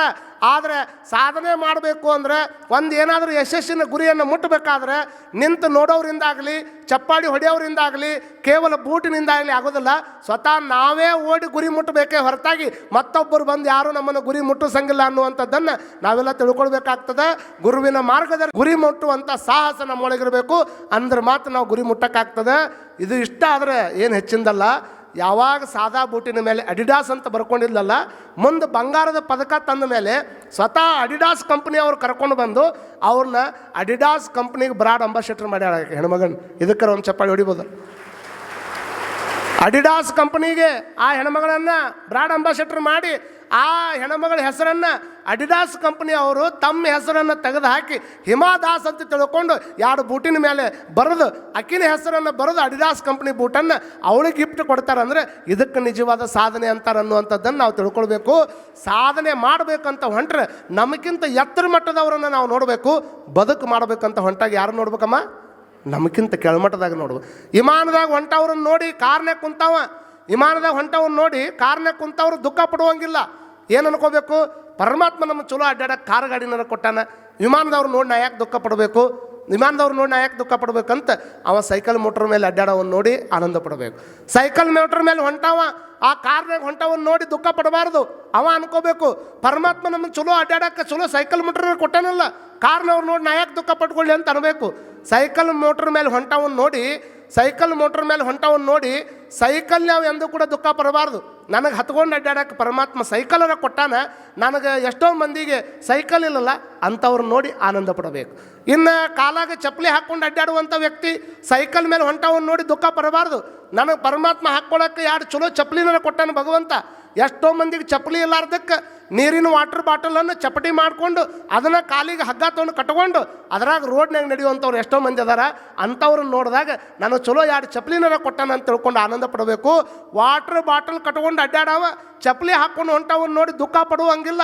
ಅವ ಏನಂತ ಅನ್ಕೋಬೇಕು ಅಂತಂದ್ರೆ ಪರಮಾತ್ಮ ಅಡ್ಡಾಡೋದಕ್ಕೆ ಚಲೋ 2 ಕಾಲರ ಕೊಟ್ಟಾನಪ್ಪ, ಎಷ್ಟೋ ಮಂದಿ ಕಾಲ ಕೊಟ್ಟಿಲ್ಲಲ್ಲ ಅಂಥವ್ರನ್ನು ನೋಡಿದಾಗ ನಮಗೇನು ಅನ್ನಿಸ್ಬೇಕು? ಬಹಳಷ್ಟು ಆನಂದ ಅನ್ನಿಸ್ಬೇಕು. ಇನ್ನು ಕಾಲು ಇರಲಾರ್ದಂಥವ ಪರಮಾತ್ಮ ನನಗೆ 2 ಕಾಲು ಕೊಟ್ಟಿಲ್ಲ ಅಂತ ತಿಳ್ಕೊಂಡು ಕಾಲಿದ್ದವನ್ನ ನೋಡಿ ದುಃಖ ಪಡುವಂಗಿಲ್ಲ. ಪರಮಾತ್ಮ ನನ್ನ ಭೂಮಿ ಮೇಲೆ ಬದುಕೋದಕ್ಕೆ ಜೀವ ಇಟ್ಟಾನ, ಅದಕ್ಕಿಂತ ದೊಡ್ಡದು ಇನ್ನೇನು ಇಡಬೇಕು ಅನ್ನುವಂಥದ್ದನ್ನು ಸತ್ತ ಹೆಣಗಳನ್ನು ನೋಡಿದಾಗ ನನ್ನ ಬದುಕಿನ ಸಾರ್ಥಕತೆ ಏನನ್ನುವಂಥದ್ದು ನನಗೆ ಗೊತ್ತಾಗ್ತದೆ. ಹಾಗಾಗಿ ಜೀವನ ಮಾಡಬೇಕಾದ್ರೆ ನಮಗಿಂತ ನೋಡಬೇಕು, ಸಾಧನೆ ಮಾಡ್ಬೇಕಂತ ಹೊಂಟಾಗ ಮ್ಯಾಲಿನವ್ರು ನೋಡ್ಬೇಕು. ಇಷ್ಟು ಅರ್ಥ ಆಗೈತಲ್ರಮ್ಮ? ಶರಣರ ವಿಚಾರಧಾರೆ ಅಂತಂದರೆ ಬೇರೆ ಏನೂ ಅಲ್ಲ. ಬದುಕಿನಲ್ಲಿ 2 ವರ್ಗದವ, ಒಂದು ಸುಖದಾಯಕವಾಗಿರತಕ್ಕಂಥ ಭೋಗ ಮಾರ್ಗ, ಇನ್ನೊಂದು ಶಾಂತಿದಾಯಕವಾಗಿರತಕ್ಕಂಥ ಯೋಗ ಮಾರ್ಗ. ಭೋಗ ಮಾರ್ಗದೊಳಗೆ ಎಲ್ಲವೂ ಏನು ಹೊರಗಿನ ಕಾಣ್ತಾವಲ್ಲ, ನಾವೆಲ್ಲರೂ ಎಲ್ಲಿ ಹೊಂಟಿವಿ ಅಂತಂದ್ರೆ ಸಾಯುವಂಥ ವಸ್ತುಗಳನ್ನು ಬೆನ್ನು ಹತ್ಕೊಂಡು ಹೊಂಟವ್ರ. ನಾವೇನು ಗಳಿಸಿಟ್ಟಿವಲ್ಲ, ನಾವೇ ಹೊಕ್ಕಿವಿ ಅಂತಂದ್ರೆ ಅವು 8 ದಿವಸ ಇರುವುದವ. ನಾವೇ ಹೊಕ್ಕಿವಿ ಅಂತಂದ್ರೆ ನಾವು ಗಳಿಸಿಟ್ಟಿರುವಂಥ ವಸ್ತುನೂ 8 ದಿವಸ ಇರುವುದವ, ನಿಮ್ಮ ಮುಂದೆ ಇರಂಗಿಲ್ಲ. ಭಾಳ ಮನ್ಯಾಗ ಇವತ್ತಿಗಿನ ಒಂದು ಪದ್ಧತಿ ಐತಿ, ಮನ್ಯಾಗ ತಂದು ಸತ್ತ ಅಂದ್ರೆ ಅವು ಬಳಸುವಂಥ ಅರಿವಿ ಸಹಿತ ಅವನ ಕುಟಗನ ಸುಟ್ಟು ಬಿಡ್ತಾರೆ. ಏನು ಮಾಡ್ತಾರೆ? ಬಳಸುವಂಥ ಅರಿವಿ ಸಹಿತ ಸುಟ್ಟು ಬಿಡ್ತಾರೆ. ನಾ ಕೇಳ್ತೀನಿ ಅವ್ರಿಗೆ, ತಂದಿ ಸತ್ತ ಅಂದ್ರೆ ಅವು ಬಳಸಿದ ವಸ್ತುಗಳನ್ನು ಅವ್ನ ಕುಟಾಗ ಸುಡೋದಾಗಿತ್ತಂದ್ರೆ ಮತ್ತು ಅವ್ನು ಗಳಿಸಿದಂಥ ಸಂಪತ್ತು ಯಾಕೆ ಮನೆಗೆ ಇಟ್ಕೊತೀರಿ? ವಿಚಾರ ಮಾಡ್ಕೋಬೇಕಲ್ಲ. ಗಳಿಸಿನ ಸಂಪತ್ತಾದ್ರೆ ಟಿಜುರಿಯಾಗಿ ಇಟ್ಕೊತಾರೆ, ಆದರೆ ಅವ ಬಳಸುವಂಥ ವಸ್ತುಗಳಿದ್ರೆ ಅವ್ನು ಕೊಟ್ಟಾಗಿರೋದು ಅಂದ್ರೆ ಜನಗಳು ಮೆಚ್ಚುವಂಥದ್ದು. ಮತ್ತು ಅಲ್ಲಿ ನಾವು ಹೇಳ್ಕೊಳ್ಬೇಕಾಗಿರೋದು ಏನಂದರೆ ಸಾಯುವಂಥ ವಸ್ತುಗಳನ್ನು ನಾವು ನೆಚ್ಚದವರೇ ಹೊರತಾಗಿ ಸಾಯದೇ ಇರತಕ್ಕಂತಹ ಸಾಯುಜ್ಯವ ಪದವಿಯನ್ನು ಕರುಣಿಸುವಂಥ ಶರಣ ತತ್ವವನ್ನು ಮೈಗೂಡಿಸ್ಕೊಂಡು ಬಿಟ್ಟರೆ ಸಾಯುವಂಥ ವಸ್ತುಗಳ ಮಹತ್ವ ನಮಗೆ ಯಾವತ್ತೂ ಕೈ ಬಿಟ್ಟು ಹೋಗೈತೆ ಅನ್ನುವಂಥದ್ದನ್ನು ನಾವೆಲ್ಲರೂ ಅರ್ಥ ಮಾಡ್ಕೊಳ್ಬೇಕಾಗ್ತದೆ. ಹಾಗಾಗಿ ನಮಗೆ ಭಗವಂತ ಏನು ಕೊಟ್ಟಾನ ಅದರೊಳಗೆ ಒಂದಿಷ್ಟು ತೃಪ್ತರಾಗಿರುವಂಥ ಪ್ರಯತ್ನವನ್ನು ಮಾಡಬೇಕು. ತೃಪ್ತಿಗಾಗಿ ಬದುಕೋರು ಭಾಳ ಮಂದಿ ಅದಾರ, ತೃಪ್ತಿಯಿಂದ ಬದುಕೋರು ಜಗತ್ತಿನ ಭಾಳ ಮಂದಿ ಕಡಿಮೆ ಅದಾರ. ಇಲ್ಲ ಅಂತ ತಿಳ್ಕೊಂಡು ಲಿಸ್ಟ್ ಮಾಡ್ಕೊತ ಹೊಂಟ್ರೆ ಬರೀ ಇಲ್ಕೋಂತ ಇಲ್ಲ ಅನ್ಕೊಂತನೇ ಹೊಕ್ಕದ. ಏನು ಬೇಕಾಗ್ಯದ ಅದು ಇದ್ದಿದ್ದನ್ನು ಚಂದ ಇರುವಂಥದ್ದನ್ನು ಅನುಭವಿಸ್ಕೊಂಡು ನನ್ನ ಹತ್ರ ಎಷ್ಟೈತಿ ಅಷ್ಟರೊಳಗೆ ನನ್ನ ಜೀವನ ಮಾಡ್ತೀನಿ ಅನ್ನುವಂಥ ಭಾವನೆ ಇಟ್ಕೊಂಡು ನಾವು ನೀವೆಲ್ಲರೂ ಜೀವನವನ್ನು ಕಳಿಬೇಕು ಅನ್ನುವಂಥ ಮಾತುಗಳನ್ನು ಈ ಸಂದರ್ಭದಲ್ಲಿ ಹೇಳುತ್ತಾ, ಬಹುತೇಕ ನಾವು ಹಿಂದೆ ಏನಾಗಿ ಹುಟ್ಟಿದ್ವಿ ಯಾರಿಗೂ ಗೊತ್ತಿಲ್ಲ, ಮುಂದೆ ಏನಾಗಿ ಹುಡ್ತೀವಿ ಇದು ಯಾರಿಗೂ ಗೊತ್ತಿಲ್ಲ. ಇಂದರ ಮನುಷ್ಯರಾಗಿ ಹುಟ್ಟಿವಲ್ಲಪ್ಪ, ಇಂದರ ಮನುಷ್ಯರಾಗಿ ಹುಟ್ಟಿವಲ್ಲ. ಮನುಷ್ಯ ಶರಣರು ಏನು ಮಾಡಿದ್ರು ಅಂದರೆ ಸಹಜ ಮಾನವನನ್ನು ದೈವತ್ವಕ್ಕೆ ಇರಿಸುವಂಥ ದೊಡ್ಡ ಶಕ್ತಿ ಯಾರಲ್ಲಿ ಇತ್ತಂದರೆ ಅದು 12ನೇ ಶತಮಾನದ ಮಲ್ಲ ಶರಣರಿಗಿತ್ತು ಅನ್ನುವಂಥದ್ದನ್ನು ನಾವು ಅರ್ಥ ಮಾಡ್ಕೊಳ್ಬೇಕಾಗ್ತದೆ. ಸಹಜ ನೋಡ್ರಿ, ಅಲಿಂಗಿಗಳನ್ನು ಲಿಂಗಿಗಳನ್ನಾಗಿ ಮಾಡಿದರು, ಅಸುಖಿಗಳನ್ನು ಸುಖಿಗಳನ್ನಾಗಿ ಮಾಡಿದರು. ಯಾರು ಕಾಯಕವನ್ನೇ ಮಾಡ್ತಾ ಇರಲಿಲ್ಲ ಅವರಿಗೆ ಕಾಯಕ ಯೋಗಿಗಳನ್ನಾಗಿ ಮಾಡಿ ದಾಸೋಹ ತತ್ವಗಳನ್ನು ತಿಳಿಸುವುದರ ಮುಖಾಂತರವಾಗಿ ಅವರಿಗೆ ದಾಸೋಹ ತತ್ವವನ್ನು ತಿಳಿಸುವಂಥ ಪ್ರಯತ್ನವನ್ನು ಅವರು ಮಾಡ್ತಾರೆ. ಹಾಗಾಗಿ ನಮ್ಮ ಜೀವನದಲ್ಲಿ ನಿಜವಾಗಿ ನಾ ಹೇಳಬೇಕಾಗಿರುವಂಥ ಇವತ್ತು ಕೊನೆಯ ಮಾತು ಅಂತಂದರೆ ನಾವೇನು ತಿಳ್ಕೊಬೇಕು ಅಂತಂದರೆ ಎಷ್ಟೇ ತ್ರಾಸಾದರೂ ಸಹಿತ, ಎಷ್ಟೇ ತ್ರಾಸಾದರೂ ಸಹಿತ, ಎಷ್ಟೇ ಕಷ್ಟ ಬಂದೈತೆ ಅಂದ್ರೂ ಸಹಿತ ಕಷ್ಟಕ್ಕೆ ಯಾವತ್ತು ಹೆದರಾಕೆ ಹೋಗಬೇಡ್ರಿ, ಕಷ್ಟಕ್ಕೆ ಯಾವಾಗಲೂ ಕರಗಾಕೆ ಹೋಗ್ಬೇಡ್ರಿ, ಮರಗಾಕೆ ಹೋಗ್ಬೇಡ್ರಿ, ಸ್ವರ್ಗಾಕೆ ಹೋಗ್ಬೇಡ್ರಿ. ಏನು ಬರ್ತೈತೆ ಬರಲಿಪ್ಪ ಅಪ್ಪ ಬಸವ ತಂದೆ ಅವನ ಹತ್ರ ನಾವು ಪ್ರಾರ್ಥನೆ ಮಾಡ್ಬೇಕು. ಅದನ್ನು ನಾವು ನಿಮಗೆ ವಾರಗಟ್ಟಲೆ ಹಾಡಿಸಿವಿ. ಏನಂತ ಹಾಡಿಸಿವಿ? ಸುಖ ಕೋಟಿ ಕೋಟಿ ಬಂದ್ರೆ ನಿನ್ನ ನೆನೀತೀನಿ, ದುಃಖ ಕೋಟಿ ಕೋಟಿ ಬಂದ್ರೆ ನಿನ್ನ ನೆನೀತೀನಿ. ಒಮ್ಮೆ ಅವನ ಹೆಸರನ್ನು ನೆನೆಯುವುದರಿಂದ ಎಷ್ಟೋ ಪಾಪಗಳು ಹೊಕ್ಕಾವ, ಎಷ್ಟೋ ತಾಪಗಳು ಹೊಕ್ಕಾವ. ನೋಡ್ರಿ, ಹೊರಗಿನ ತಾಪ ಕಡಿಮೆ ಮಾಡ್ಕೊಳ್ಳೋದಕ್ಕೆ ನಿಮ್ಮ ಕಡೆ ಭಾಳ ವಸ್ತುಗಳದಾವೆ. ಹೊರಗಿನ ತಾಪ ಈಗೇನ ತಂಪೈತಿ ಬಿಡ್ರಿ, ಬೆಳಗಾವದಾಗ ತಂಪೈತೆ, ಬಿಸಿಲು ಐತ್ರಿ ಅವರ ವಿಚಿತ್ರ ತಂಪೈತಿ. ಹೊರಗಿನ ತಾಪ ಬಿಸಿಲು ಬಂತಂದ್ರೆ ಅದು ಅಷ್ಟ ಬರ್ತೈತಿ. ಮತ್ತು 43, 44, 45 ಇಲ್ಲಿ ಮಟ್ಟ ಏರಾಕತ್ತೈತೆ ಅಂದ್ರೆ ತಾಪಮಾನ ವಿಚಾರ ಮಾಡ್ಕೋಬೇಕು. ನಾವು ಅಂತೀವಿ ಹಂಗೆ, ಏನು ರೀ ಅಜ್ಜರ್ ನಮ್ಮ ಮನೆಯಾಗ ಎ ಸಿ ಅದಾವ, ಫ್ರಿಜ್ ಅದಾವ, ಕೂಲರ್ ಅದಾವ, ಎಲ್ಲ ಇದ್ರೂ ಅತಿ ಹೆಚ್ಚಾತಂದ್ರೆ ಅವು ನಡೆಯಂಗಿಲ್ಲ. ಅವು ಮತ್ತು ಬಿಸಿ ಗಾಳಿ ಕೊಡುವಷ್ಟು ಮೆಟ್ಟಿಗೆ ಹೋಕ್ಕಾವ. ಹೊರಗಿನ ತಾಪ ಕಳೆಯೋದಕ್ಕೆ ಮನೆ ಒಳಗೆ ಎ ಸಿ ಇಟ್ಕೊಂಡೇನಿ. ಎದಕ್ಕೆ? ಹೊರಗಿನ ತಾಪ ಕಳೆಯೋದಕ್ಕೆ. ಹೊರಗಿನ ತಾಪ ಕಡಿಮೆ ಮಾಡ್ಕೊಳ್ಳೋದಕ್ಕೆ ಮನೆ ಒಳಗೆ ಎ ಸಿ ಅದಾವ. ಹೊರಗಿನ ತಾಪ ಕಡಿಮೆ ಮಾಡ್ಕೊಳ್ಳೋದಕ್ಕೆ ಮನೆ ಒಳಗೆ ಫ್ರಿಜ್ ಅದಾವ. ಹೊರಗಿನ ತಾಪ ಕಡಿಮೆ ಮಾಡ್ಕೊಳ್ಳೋದಕ್ಕೆ ಮನೆ ಒಳಗೆ ಕೂಲರ್ ಅದಾವ. ಹೊರಗಿನ ತಾಪ ಕಡಿಮೆ ಮಾಡೋದಕ್ಕೆ ತಂಪಾದ ಪಾನೀಯಗಳದಾವ. ಹೊರಗಿನ ತಾಪ ಕಡಿಮೆ ಮಾಡೋದಕ್ಕೆ ಮನೆ ಒಳಗೆ ಪ್ಯಾನ್ಗಳದಾವ. ಹೊರಗಿನ ತಾಪ ಮಾಡ್ಕೊಳ್ಳೋದಕ್ಕೆ ಭಾಳಷ್ಟು ಮಂದಿ ದೊಡ್ಡ ದೊಡ್ಡ ದೊಡ್ಡ ಮನೆ ಕಟ್ಕೊಂಡಾರ. ಆದರೆ ನಿಮ್ಮ ಅಂತರಂಗದೊಳಗಿರ್ತಕ್ಕಂಥ ತಾಪವನ್ನು ಕಡಿಮೆ ಮಾಡ್ತಕ್ಕಂಥ ವಸ್ತುಗಳು ಹೊರಗಿನ ಫ್ರಿಜ್ನಾಗಿನ ಐಟಮ್ ಕುಡಿದ್ರಿಂದ ತಾಪ ಕಡಿಮೆ ಆಗಂಗಿಲ್ಲ. ಎ ಸಿ ಒಳಗೆ ಕುಂತರೂ ತಾಪ ಕಡಿಮೆ ಆಗಂಗಿಲ್ಲ. ಹೋಗಿ ಫ್ರಿಜ್ನಾಗ ಕುತ್ಕೊಂಡ್ರೂ ತಾಪ ಕಡಿಮೆ ಆಗಂಗಿಲ್ಲ. ಈ ಒಳಗಿನ ತಾಪ ಕಡಿಮೆ ಆಗಬೇಕಾಗಿತ್ತಂದ್ರೆ ಶರಣರ ಅನುಭವ ದರ್ಶನದ 2 ಮಾತುಗಳನ್ನು ಕೇಳಿದಾಗ ಮಾತ್ರ ಒಳಗಿನ ತಾಪ ಕಡಿಮೆ ಆಕೈತೆ, ಹೊರತಾಗಿ ಇಲ್ಲಾತಂದ್ರೆ ಕಡಿಮೆ ಆಗಂಗಿಲ್ಲ. ತಿಳಿತಿಲ್ರಿ ಅವರು 8 ದಿವಸದ ಇಷ್ಟ ನೋಡ್ರಿ, ತಾಪ ಕಡಿಮೆ ಮಾಡ್ಕೊಳ್ಳೋದು. ಇದನ್ನು ಭಾಳ ಮಂದಿ ಶರಣರು ಪಾಪ ಕಡಿಮೆ ಮಾಡುವಂಥದ್ದನ್ನು ಹೇಳಿಲ್ಲ. ಮನುಷ್ಯನ ತಾಪವನ್ನು ಹೇಗೆ ಕಡಿಮೆ ಮಾಡ್ಕೋಬೇಕನ್ನುವಂಥದ್ದನ್ನು ಶರಣರು ನಮಗೆ ತಿಳಿಸಿಕೊಟ್ಟಾರ. ಭಗವಂತ ಕೊಟ್ಟಿದ್ದರೊಳಗೆ ಇರೋದ್ರೊಳಗೆ ಇರ್ಲಾರದ ಬಗ್ಗೆ ಭಾಳ ಚಿಂತೆ ಮಾಡ್ಕೊಳ್ಳುವಂಥ ಪ್ರಯತ್ನ ಮಾಡೋಕೆ ಹೋಗ್ಬೇಡ್ರಿ. ಅಂದಿದ್ದು ಆಡಿದ್ದು ಯಾವುದೂ ತಲೆಯಾಗಿ ಇಟ್ಕೊಳಕ್ಕೆ ಹೋಗ್ಬೇಡ್ರಿ. ಜಗತ್ತಿನಾಗ ಯಾರಾದರೂ ನಿಮ್ಮ ಬಗ್ಗೆ ಏನಾದರೂ ಅನ್ನಕತ್ತಾರಂದ್ರೆ ಅವ್ರ ಅಜ್ಞಾನ ಅಂತ ತಿಳ್ಕೊಳ್ರಿ. ನೀವು ನಿಮ್ಮ ಬಗ್ಗೆ ಯಾರಾದರೂ ಏನಾದ್ರು ಅನ್ನಕತ್ತಾರಂದ್ರೆ ಅದು ಅವ್ರ ಅಜ್ಞಾನ, ಮತ್ತೇನೂ ಅಲ್ಲ. ಅದು ನನ್ನ ಬಗ್ಗೆ ಪೂರ್ಣ ತಿಳುವಳಿಕೆ ಇಲ್ಲ ಅಂದ್ರೆ ಮಾತಾಡ್ಬೇಕಲ್ಲ ಅವ್ರು ನಮ್ಮ ಬಗ್ಗೆ. ಹಾಗಾಗಿ ಅವ್ರು ನಮ್ಮ ಬಗ್ಗೆ ಏನು ಅಂದ್ಕೊಂಡಾರು, 4 ಮಂದಿ ಏನು ಅಂದ್ಕೊಂತಾರ ಅಂತ ಭಾಳ ಮಂದಿ ವಿಚಾರ ಮಾಡ್ತಾರೆ. ಯಾರು 4 ಮಂದಿ ಅನ್ನೋದು ಇವತ್ತಿಗೆ ಸಿಕ್ಕಿಲ್ಲ ಅವರು. ಹೌದಲ್ರಿ? ಅವ್ರು ಏನಾರು ಮಾಡ್ಬೇಕಂತೀನಿ 4 ಮಂದಿ ಏನು ಅಂದ್ಕೊಂಡ್ರ ಅಂತ ಸುಮ್ಮನೆ ಇದೀನಿ ರೀ. ಯಾರವ್ರು 4 ಮಂದಿ? ಯಾರವ್ರು 4 ಮಂದಿ ಅಂತಂದ್ರೆ ಮುಂದೆ 4 ಮಂದಿ, ಹಿಂದೆ ಮುಂದೆ 2 ಮಂದಿ ಹೊಗಳವ್ರ, ಹಿಂದೆ ಇದ್ದವರು 2 ಮಂದಿ ತೆಗಳವ್ರ. ಇವರ 4 ಮಂದಿ ಅಂತ ತಿಳ್ಕೊಬೇಕು. ಅದಕ್ಕಾಗಿ ಮಂದಿ ಮೆಚ್ಚಿಸೋದಕ್ಕಾಗಿ ಪ್ರಯತ್ನ ಮಾಡೋಕ್ಕೆ ಹೋಗ್ಬೇಡ್ರಿ. ನಾನೇನು ಅನ್ನುವಂಥದ್ದು ನನಗೆ ಗೊತ್ತಿದ್ರೆ, ನನ್ನ ಹುಟ್ಟಿಸಿದಂಥ ತಂದೆ ತಾಯಿ ಗೊತ್ತಿದ್ರೆ ಇಷ್ಟ ತಿಳ್ಕೊಬೇಕು. ನಾವು ಹುಟ್ಟಿದಾಗ ತಾಯಿ ಸಂತೋಷ ಪಡಬೇಕಂತೆ. ನಾನು ಹುಟ್ಟಿದಾಗ ತಾಯಿ ಸಂತೋಷ ಪಡಬೇಕು. ನಾನು ಜೀವನ ಮಾಡಬೇಕಾದಾಗ ನನ್ನ ತಂದೆ ಆನಂದ ಪಡಬೇಕು. ನಾನು ಬೆಳೆದು ದೊಡ್ಡವಾಗಿ ಸಮಾಜದಾಗ ಅಡ್ಡಾಡಬೇಕಾದ್ರೆ ಸಮಾಜ ಸಂಭ್ರಮ ಪಡುವಂತಿರಬೇಕು. ನಾಳೆ ನನ್ನ ಜೀವ ಹೋಗಿ ಹೆಣ ತಗೊಂಡು ಸ್ಮಶಾನಕ್ಕೆ ಹೋದ್ರೆ ಆ ಸ್ಮಶಾನನೂ ಸಹಿತ ಎಂಥ ವ್ಯಕ್ತಿ ಸತ್ತು ಹೋದ್ನಲ್ಲ ಅಂತ ತಿಳ್ಕೊಂಡು ಆ ಸ್ಮಶಾನನೂ ಸಹಿತ ಕಣ್ಣೀರು ಹಾಕಿರಬೇಕು. ಹಂಗೆ ನಮ್ಮ ಬದುಕನ್ನು ನಾವೆಲ್ಲರೂ ಬದುಕಬೇಕು ಅನ್ನುವಂಥದ್ದನ್ನು ನಾವೆಲ್ಲರೂ ಅರ್ಥ ಮಾಡ್ಕೊಳ್ಬೇಕಾಗ್ತದೆ. ಕೊಂಡ ಆನಂದವನ್ನು ನಾವೆಲ್ಲರೂ ತಲೆಯಾಗಿ ಇಟ್ಕೊಳ್ಬೇಕಾಗ್ತದೆ. ಹಾಗಾಗಿ ಮನುಷ್ಯತ್ವದ ಪಾಠವನ್ನು ಹೇಳಿಕೊಟ್ಟವರು ಶರಣರು. ಯಾಕೆ ಶಿವಬಸವ ಅಜ್ಜವ್ರ ಚರಿತ್ರೆಯನ್ನು ನಾವು ಕೇಳಬೇಕು, ಅವರ ಜಯಂತಿಯನ್ನು ಆಚರಣೆ ಮಾಡಬೇಕು ಅಂತಂದರೆ ಉದ್ದೇಶ ಇಷ್ಟೇ. ಶಿವಬಸವ ಅಜ್ಜವರು ಇರುವವರೆಗೂ ಸಹಿತ ತಮಗಾಗಿ ಏನು ಮಾಡಿಕೊಂಡವರಲ್ಲ. ಏನೆಲ್ಲ ಮಾಡಿದರು ಅಂದ್ರೂ ಸಹಿತ ಯಾರಿಗಾಗಿ ಮಾಡಿದ್ರಮ್ಮ? ಎಲ್ಲವೂ ನೀವು ಸ್ವಂತಕ್ಕಾಗಿ ಏನೂ ಇಲ್ಲ, ಸಮಾಜಕ್ಕಾಗಿಯೇ ಎಲ್ಲ. ಶಿವಯೋಗಿ ಸಾಕ್ಷಾತ್ ಶಿವನಾದ ಕಾರಣದಿ ಮುಳುಗುಂದ ಬಾಲಲೀಲಮ ಅಂತ ಶಿವಯೋಗಿಗಳು ಹೇಳ್ತಾರೆ. ಶಿವಯೋಗಿ ಸಾಕ್ಷಾತ್ ಶಿವನಾದ ಕಾರಣದಿ ಅವನಿ ಭೋಗಗಳೆಲ್ಲ ಆತನಿಗೆ ತೃಣಗಾಂಬವು. ಏನು ಹೊದಿಸಿದರೇನು, ಏನು ಮೆರೆಸಿದರೇನು, ಮಾನವರಿಗೆ ಆ ಪುಣ್ಯ ಫಲಗಳೆಂದು. ಯಾರಿಗೆ ಮಾಡಕತ್ತೀರಿ ನೀವು? ನಾನು 1 ಲಕ್ಷ ರೂಪಾಯಿ ಪಟ್ಟಿ ಕೊಟ್ಟಿನಿ ರೀ ಮಠಕ್ಕಂದ್ರೆ ನಿಮ್ಮ ಆನಂದಕ್ಕೆ ಕೊಟ್ಟಿರಿ, ನಿಮಗೆ ಒಳ್ಳೇದಾಗಲಿ ಅಂತಲೇ ಕೊಟ್ಟಿರಿ. ಅಜ್ಜವ್ರ ಕೈಯಾಗ ರೊಕ್ಕ ಕೊಟ್ಟಿರಿ ಅಂತಂದ್ರೆ ತೊಗೊಂಡೋಗಿ ಎಲ್ಲಿ ಹಾಕೋರದಾರ, ಮತ್ತು ಹೊಳ್ಳಿ ನಿಮ್ಗೆ ಹಾಕೋರದಾರ. ಯಾರು ದೇವರ ಕೆಲಸಕ್ಕೆ, ಯಾರು ಒಳ್ಳೆಯ ಕೆಲಸಕ್ಕೆ ನಿಮ್ಮ ಕಿಶೆದಾಗಿರುವಂಥ ಧರ್ಮದಿಂದ ಬೆವರಿನಿಂದ ಸುರಿಸಿರ್ತಕ್ಕಂಥ ದುಡ್ಡನ್ನು ನೀವೇನಾದರೂ ಒಳ್ಳೆಯ ಕೆಲಸಕ್ಕೆ ಕೊಟ್ಟರೆ ಅದಕ್ಕೆ ಬಡ್ಡಿ ಹಾಕಿ ಚೆಕ್ ಕೊಡುವಂಥ ತಾಕತ್ತ ಅಪ್ಪ ಬಸವಣ್ಣಗೆ ಐತೆ ಅನ್ನುವಂಥದ್ದನ್ನು ನಾವೆಲ್ಲ ತಲೆಯಾಗಿಟ್ಕೋಬೇಕಾಗ್ತದೆ. ಇದ್ದವರು ಒಂದಿಷ್ಟು ಒಳ್ಳೆಯ ಕೆಲಸ ಕಾರ್ಯಗಳಿಗೆ ಕೊಡುವಂತಹ ಪ್ರಯತ್ನ ಮಾಡಬೇಕು. ಭಾಳ ಮಂದಿ ಮದುವೆ ಮಾಡೋ ಟೈಮ್ದಾಗ ನೋಡ್ರಿ ನೀವು, ಮದುವೆ ಆಗೋ ಟೈಮ್ದೊಳಗೆ ಇಲ್ಲೇ ಮಹಾರಾಷ್ಟ್ರದೊಳಗೆ ಒಬ್ಬರು ಶ್ರೇಯಾ ಮುನೋದ್ ಅಂತ ತಿಳ್ಕೊಂಡು ಒಬ್ಬ ಹೆಣ್ಮಗಳು ಮದುವೆ ಆಯ್ತು. ಭಾಳ ವರ್ಷದಿಂದ ಯೂಟ್ಯೂಬ್ನಾಗ ಹೊಡೆದು ನೋಡ್ರಿ ಗೊತ್ತಾಗ, ಶ್ರೇಯಾ ಮುನೋದ್ ಅಂತ ಹೆಸರು ನೋಡ್ರಿ. ಮದುವೆ ಬಂತಲ್ಲ, ಗಂಡನ ಮನೆಯವರು ಆಂಧ್ರ ಕೊಟ್ಟೈತೆ ಆ ಹೆಣ್ಮಗಳು ಮಹಾರಾಷ್ಟ್ರಕ್ಕೆ. ಗಂಡನ ಮನೆಯವರು ಸಿಕ್ಕಾಪಟ್ಟೆ ಶ್ರೀಮಂತರದಾರ, ಅವ್ರ ಮನೆಯವರು ಸಿಕ್ಕಾಪಟ್ಟೆ ಶ್ರೀಮಂತರದಾರ. ಆ ಹೆಣ್ಮಗಳ ವಿಚಾರ ಏನು ಮಾಡಿದ್ರು ಅಂದರೆ ಇಬ್ಬರು ಕೂಡ ಅಂಡರ್ಸ್ಟ್ಯಾಂಡಿಂಗ್ ಬಂದ್ರು. ನೋಡ್ರಿ, ನಾವು ಶ್ರೀಮಂತರು, ನೀವು ಶ್ರೀಮಂತರು, ಇಲ್ಲೇ ಕುತ್ಕೊಂಡು ಇಬ್ಬರು ಕೂಡ ರೊಕ್ಕ ಖರ್ಚು ಮಾಡಿ ಸಿಕ್ಕಾಪಟ್ಟೆ ರೊಕ್ಕ ಹಾಳು ಮಾಡೋದಕ್ಕಿಂತ ಒಂದಿಷ್ಟು ಏನಾದರೂ ಅದನ್ನು ಬಡವ್ರಿಗೆ ಕೊಡೋಣಲ್ಲ. ಇದನ್ನೇ ಅಪ್ಪ ಬಸವಣ್ಣವ್ರು ಹೇಳಿದರು. ಅದನ್ನು ಹೇಳಿದ್ರೆ ಭಾಳ ಮಂದಿ ಸಿಟ್ಟು ಬರ್ತದೆ. ಸ್ವಾಮಿಗಳು ಲಗ್ನ ವಿರೋಧ ಮಾಡ್ತಾರೆ, ಸ್ವಾಮಿಗಳು ಅದನ್ನು ಮಾಡಬೇಡ ಅಂತಾರೆ, ಇದನ್ನು ಮಾಡಬೇಡ. ನಿನ್ನ ಒಂದಿಷ್ಟು ಹಣ ಸಮಾಜಕ್ಕೆ ವಿನಿಯೋಗ ಆಗ್ಬೇಕು ಅನ್ನೋದನ್ನು ಹೇಳಬೇಕೆ ಹೊರತಾಗಿ ಅಲ್ಲಿ ಬೇರೆ ಉದ್ದೇಶ ಯಾವುದನ್ನು ವಿರೋಧ ಮಾಡ್ಬೇಕಂತಲ್ಲ.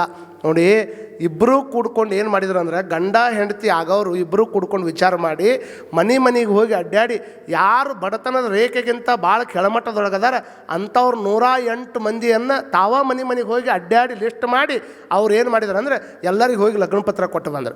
ಭಾಳ ಮಂದಿ ಲಗ್ನ ಪತ್ರ ಶ್ರೀಮಂತರು ಯಾರಿಗೆ ಕೊಡ್ತಾರೆ ಅಂದ್ರೆ ತಮಗಿಂತ ದೊಡ್ಡವ್ರು ಯಾರು ಇರ್ತಾರೆ ಅವ್ರಿಗೆ ಹೋಗಿ ಲಗ್ನ ಪತ್ರ ಕೊಟ್ಟು ಬರ್ತಾರಿಲ್ರಿ. ಶ್ರೀಮಂತರು ಲೆವೆಲ್ನಾಗಿದ್ದವ್ರು ಲಗ್ನ ಪತ್ರ ಕೊಡ್ತಾರೆ.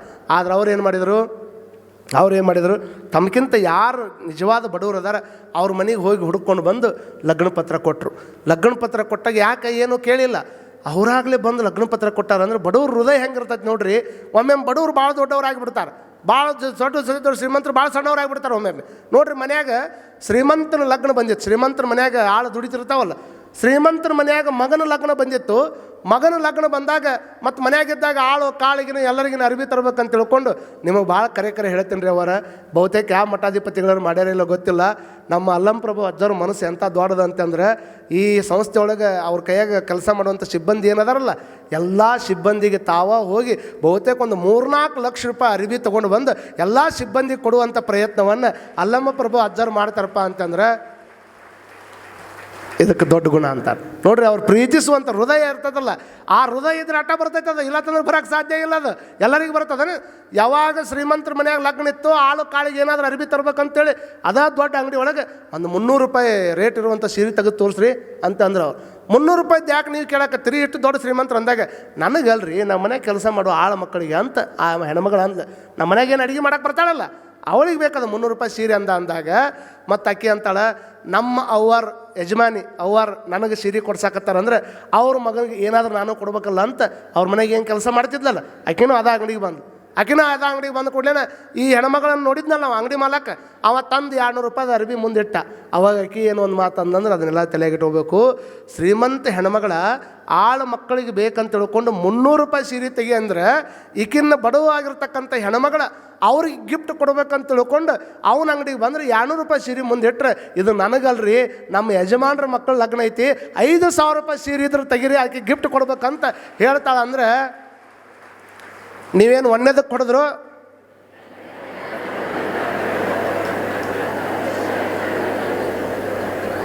ಎದಕ್ಕೆ ಕೊಡಿದ್ರಿ ಅವರ? 2ನೇದಕ್ಕೆ ಕೊಡಿದ್ರಲ್ಲ. ಹಂಗಂದ್ರೆ ನಾಳೆ ಬರ್ತೀವಿ ನಾವು 5,000 ರೂಪಾಯಿ ಇಸ್ಕೊಳಕ್ಕೆ. ಅಜ್ಜಾರ ಏನು ಮಾಡ್ತೀರಿ ಬಿಡ್ರಿ ಅಂತೀರಿ. ಯಾವಾಗ ಆ ಹೆಣ್ಮಗಳ ಹಿಂಗೆ ಹೋಗಿ ಕೇಳಿದ ಕೂಡಲೇ ಎಲ್ಲ ಬಡವರು ತಮಗೆ ಬೇಕಾಗಿದ್ದು ನೋಡ್ರಿ, ಅತಿ ಶ್ರೀಮಂತಕ್ಕೆ ತಮಗೆ ಬೇಕಾದಂಥ ಗಿಫ್ಟ್ ಎಂಥದ್ದು ಕೊಟ್ರೂ ಅವ್ರು ಏನಂತ ವಿಚಾರ ಮಾಡ್ತಾರೆ, ಅದು ಭಾಳ ಅಂದ್ರೆ ನಮ್ಗೆ ಸಂಬಂಧ ಇಲ್ಲದ ತೊಗೊಂಡು ಹೋಗಿಡ್ತಾರೆ ಎಲ್ಲಾರ. ಅವ್ರಿಗೆ ಅತಿ ಇದು ಅನಿಸಿರ್ಬೇಕದು, ಸಣ್ಣದ ಇರುವಲ್ಲಕ್ಕೆ ಅವ್ರಿಗೆ ಬೇಕಾಗುವಂಥ ವಸ್ತು ಕೊಡ್ಬೇಕು. ಹಾಗಾಗಿ ನೋಡ್ರಿ, ಯಾವಾಗ 108 ಕುಟುಂಬಗಳು ಹೆದರಿ ದೊಡ್ಡ ಶ್ರೀಮಂತರ ಲಗ್ನಕ್ಕೆ ಹೊಕ್ಕಾರ, ಹೋದ ಕೂಡಲೇನ ಆ ಹೆಣ್ಮಗಳು ಇವ್ರು ಬರೋದನ್ನು ಕಾಯಕತ್ತಿದ್ಲು. ಬಂದ ಕೂಡಲೇನ ಎಲ್ಲ ಶ್ರೀಮಂತರನ್ನು ದೊರೆದು ಹಾಕಿ ಇಬ್ಬರು ಗಂಡ ಹೆಂಡತಿ ಬಂದು ಇವ್ರಷ್ಟನ್ನು ಸ್ವಾಗತ ಮಾಡ್ಕೊಂಡು ಒಳಗೆ ಕರ್ಕೊಂಡು ಹೋಗಿ ಸ್ವತಃ ಅವ್ರಿಗೆ ತಂದಿರುವಂಥ ಸಣ್ಣ ಪುಟ್ಟ ಗಿಫ್ಟ್ಗಳನ್ನು ಹಂಬಲದಿಂದ ಇಸ್ಕೊಂಡು ಅವ್ನು ಚೆಂದಾಗಿ ಇಟ್ಟು ಆಮೇಲೆ ಅಕ್ಕಿ ಕಾಳು ಹಾಕಿಸ್ಕೊಂಡು, ಅವರು ಅಕ್ಕಿ ಕಾಳು ಹಾಕಿಸ್ಬೋದು, ಇದನ್ನು ಹಾಕಿಸ್ಬೋದು. ನಮ್ಮ ಪರಂಪರೆ ಒಳಗೆ ಅಕ್ಕಿ ಕಾಳು ಹಾಕಬಾರ್ದು ಅನ್ನುವಂಥ ಬಂದಿದ್ದು ಉದ್ದೇಶ ಏನಪ್ಪ ಅಂದ್ರೆ, ತಿನ್ನುವಂಥ ವಸ್ತು ತೆಳಗೆ ಚೆಲ್ಲಬಾರದು. ಅನ್ನ ನಾವು ಹೊಟ್ಟೆಗೆ ಊಟ ಮಾಡ್ತೀವಿ ಅಂದ್ರೆ ಅದನ್ನು ತೆಳಗೆ ಹಾಕಿ ವೇಸ್ಟ್ ಮಾಡೋದಕ್ಕಿಂತ ಹೂಗಳದವಲ್ಲಪ್ಪ ಅವನ್ನ ಹಾಕಿ ನೀನು ಆನಂದ ಪಟ್ಟು ಹಾಕುವಂಥ ಅಕ್ಕಿನ ಮತ್ತೊಬ್ಬರಿಗೆ ಉಣ್ಣಾಕ್ ಕೊಡು ಅನ್ನುವಂಥದ್ದನ್ನು ತತ್ವ ಶರಣರು ಹೇಳಿದ್ರು ಅನ್ನುವಂಥದ್ದನ್ನು ನಾವೆಲ್ಲರೂ ಅರ್ಥ ಮಾಡ್ಕೋ. ಅದನ್ನು ವಿರೋಧ ಅಂತ ತಿಳ್ಕೊಳ್ಳೋಂಗಿಲ್ಲ, ಸಹಜವಾಗಿ ತಿಳ್ಕೊಬೇಕಷ್ಟ. ಅದನ್ನು ಏನಂತ, ಹೌದಪ್ಪ, ಬೀಳುವಂಥ ಅಕ್ಕಿಗಳು ಏನಾದರೂ ಕಾಲಾಗಿ ಬಿದ್ದು ಹೋದ್ರೆ ಯಾರು ಉಣ್ಣಂಗಿಲ್ಲ. ಹಾಗಾಗಿ ಇನ್ನೊಂದು ಕೆಲವು ಮಂದಿ ವರ್ಗದವ್ರು ಏನಂತಾರೆ, ಹೌದ್ರಿ ಮದುವೆ ಇದ್ದ ಟೈಮ್ದಾಗ ನೀವು ಬರೀ ಮಂದಿಗಟ್ಟ ಅನ್ನ ಹಾಕ್ತೀರಿ, ಅಕ್ಕಿ ಕಾಳು ತಲೆ ಮೇಲೆ ಹಾಕೋದ್ರಿಂದ ಅವು ತೆಳಗೆ ಬೀಳ್ತಾವ್ರಿ, ತೆಳಗೆ ಬಿದ್ದಿದ್ದು ಯಾರು ಒಯ್ಯಂಗಿಲ್ಲ ರೀ, ಅವ್ನು ತೊಗೊಂಡು ಬಂದು ತಿಪ್ಪೆಗರ ಆಗಲಿ ಮತ್ತೊಂದು ಹೊರಗರ ಹಾಕ್ತಾರೆ ರೀ. ಆ ನೆವದಾಗ ಹಕ್ಕಿ ಪಕ್ಷಿಗಳನ್ನ ತಿಂದು ಬದುಕ್ತಾವ. ಇವರೇನು ಮನುಷ್ಯರು ಪಟ್ನ ಹೋಗಿ ದಿವಸ ಯಾರು ಅಕ್ಕಿ ಕಾಳು ಹೊರಗೆ ಹಾಕಂಗಿಲ್ಲ. ಈ ನೆವದಾಗರ ಪಕ್ಷಿಗಳಿಗೆ ಒಂದಿಷ್ಟು ಅಕ್ಕಿ ಕಾಳು ಹಾಕ್ಲಿ ಅನ್ನುವಂಥ ಕಾರಣಕ್ಕೆ ಅಕ್ಕಿ ಕಾಳು ಹಾಕ್ತಾರೆ ಅಂತ ಒಂದು ವರ್ಗ ವಿಚಾರ ಮಾಡೋದು ಐತಿ. ನೀವೇನಾರ ಹಾಕೋರಿ, ಅವ್ರು ಬಂದು ಅವ್ರು ಕೊಟ್ಟಿದ್ದನ್ನು ತೊಗೊಂಡು ಬಂದು ಕುತ್ಕೊಂಡು ಎಲ್ಲರೂ ಊಟ ಗೀಟ ಎಲ್ಲ ಆದಮೇಲೆ ಅವ್ರು ಗಿಫ್ಟ್ ಇಸ್ಕೊಂಡು ಎಲ್ಲರ ಕೈಯಾಗ ಒಂದೊಂದು ಚಾವಿ ಕೊಟ್ರಂತೆ. ಚಾವಿ ಕೊಟ್ಟು ಕೊಡ್ಲೇನ ಏನು ಚಾವಿ ಅಂತ ತಿಳ್ಕೊಂಡು ಎಲ್ಲರೂ ದಿಗ್ಭ್ರಮೆ ಆದರೆ ಅವಾಗ ಅವ್ರು ಹೇಳಿದ್ರು, ಶ್ರೇಯಾ ಮನೋದು ಮತ್ತು ಅವ್ರ ಗಂಡ, ನೋಡಿ ನಿಮ್ಮ ಮನೆ ಇಲ್ಲೊಂದು ನಮ್ಗೆ ಗೊತ್ತದ, ನಾವು ಸಂಕ್ಷಿಪ್ತವಾಗಿ ಮದುವೆ ಮಾಡಿಕೊಂಡು ನಮ್ಮ ಮದುವೆ ಖರ್ಚಾಗುವಂಥ ಹಣದೊಳಗೆ 108 ಡಬಲ್ ಬೆಡ್ರೂಮ್ ಇರ್ತಕ್ಕಂಥ ಮನೆಗಳನ್ನು ಕಟ್ಟಿ ಅದರ ಚಾವಿ ನಿಮಗೆ ಕೊಡ್ತೀವಿ ಅಂತ ತಿಳ್ಕೊಂಡು ಕೊಟ್ಟಾರಲ್ಲ. ಒಮ್ಮೆ ಜೋರು ಚಪ್ಪಾಳಿ ಎಲ್ಲರೂ ಹೊಡಿಬೇಕು ಅವ್ರಿಗೆ.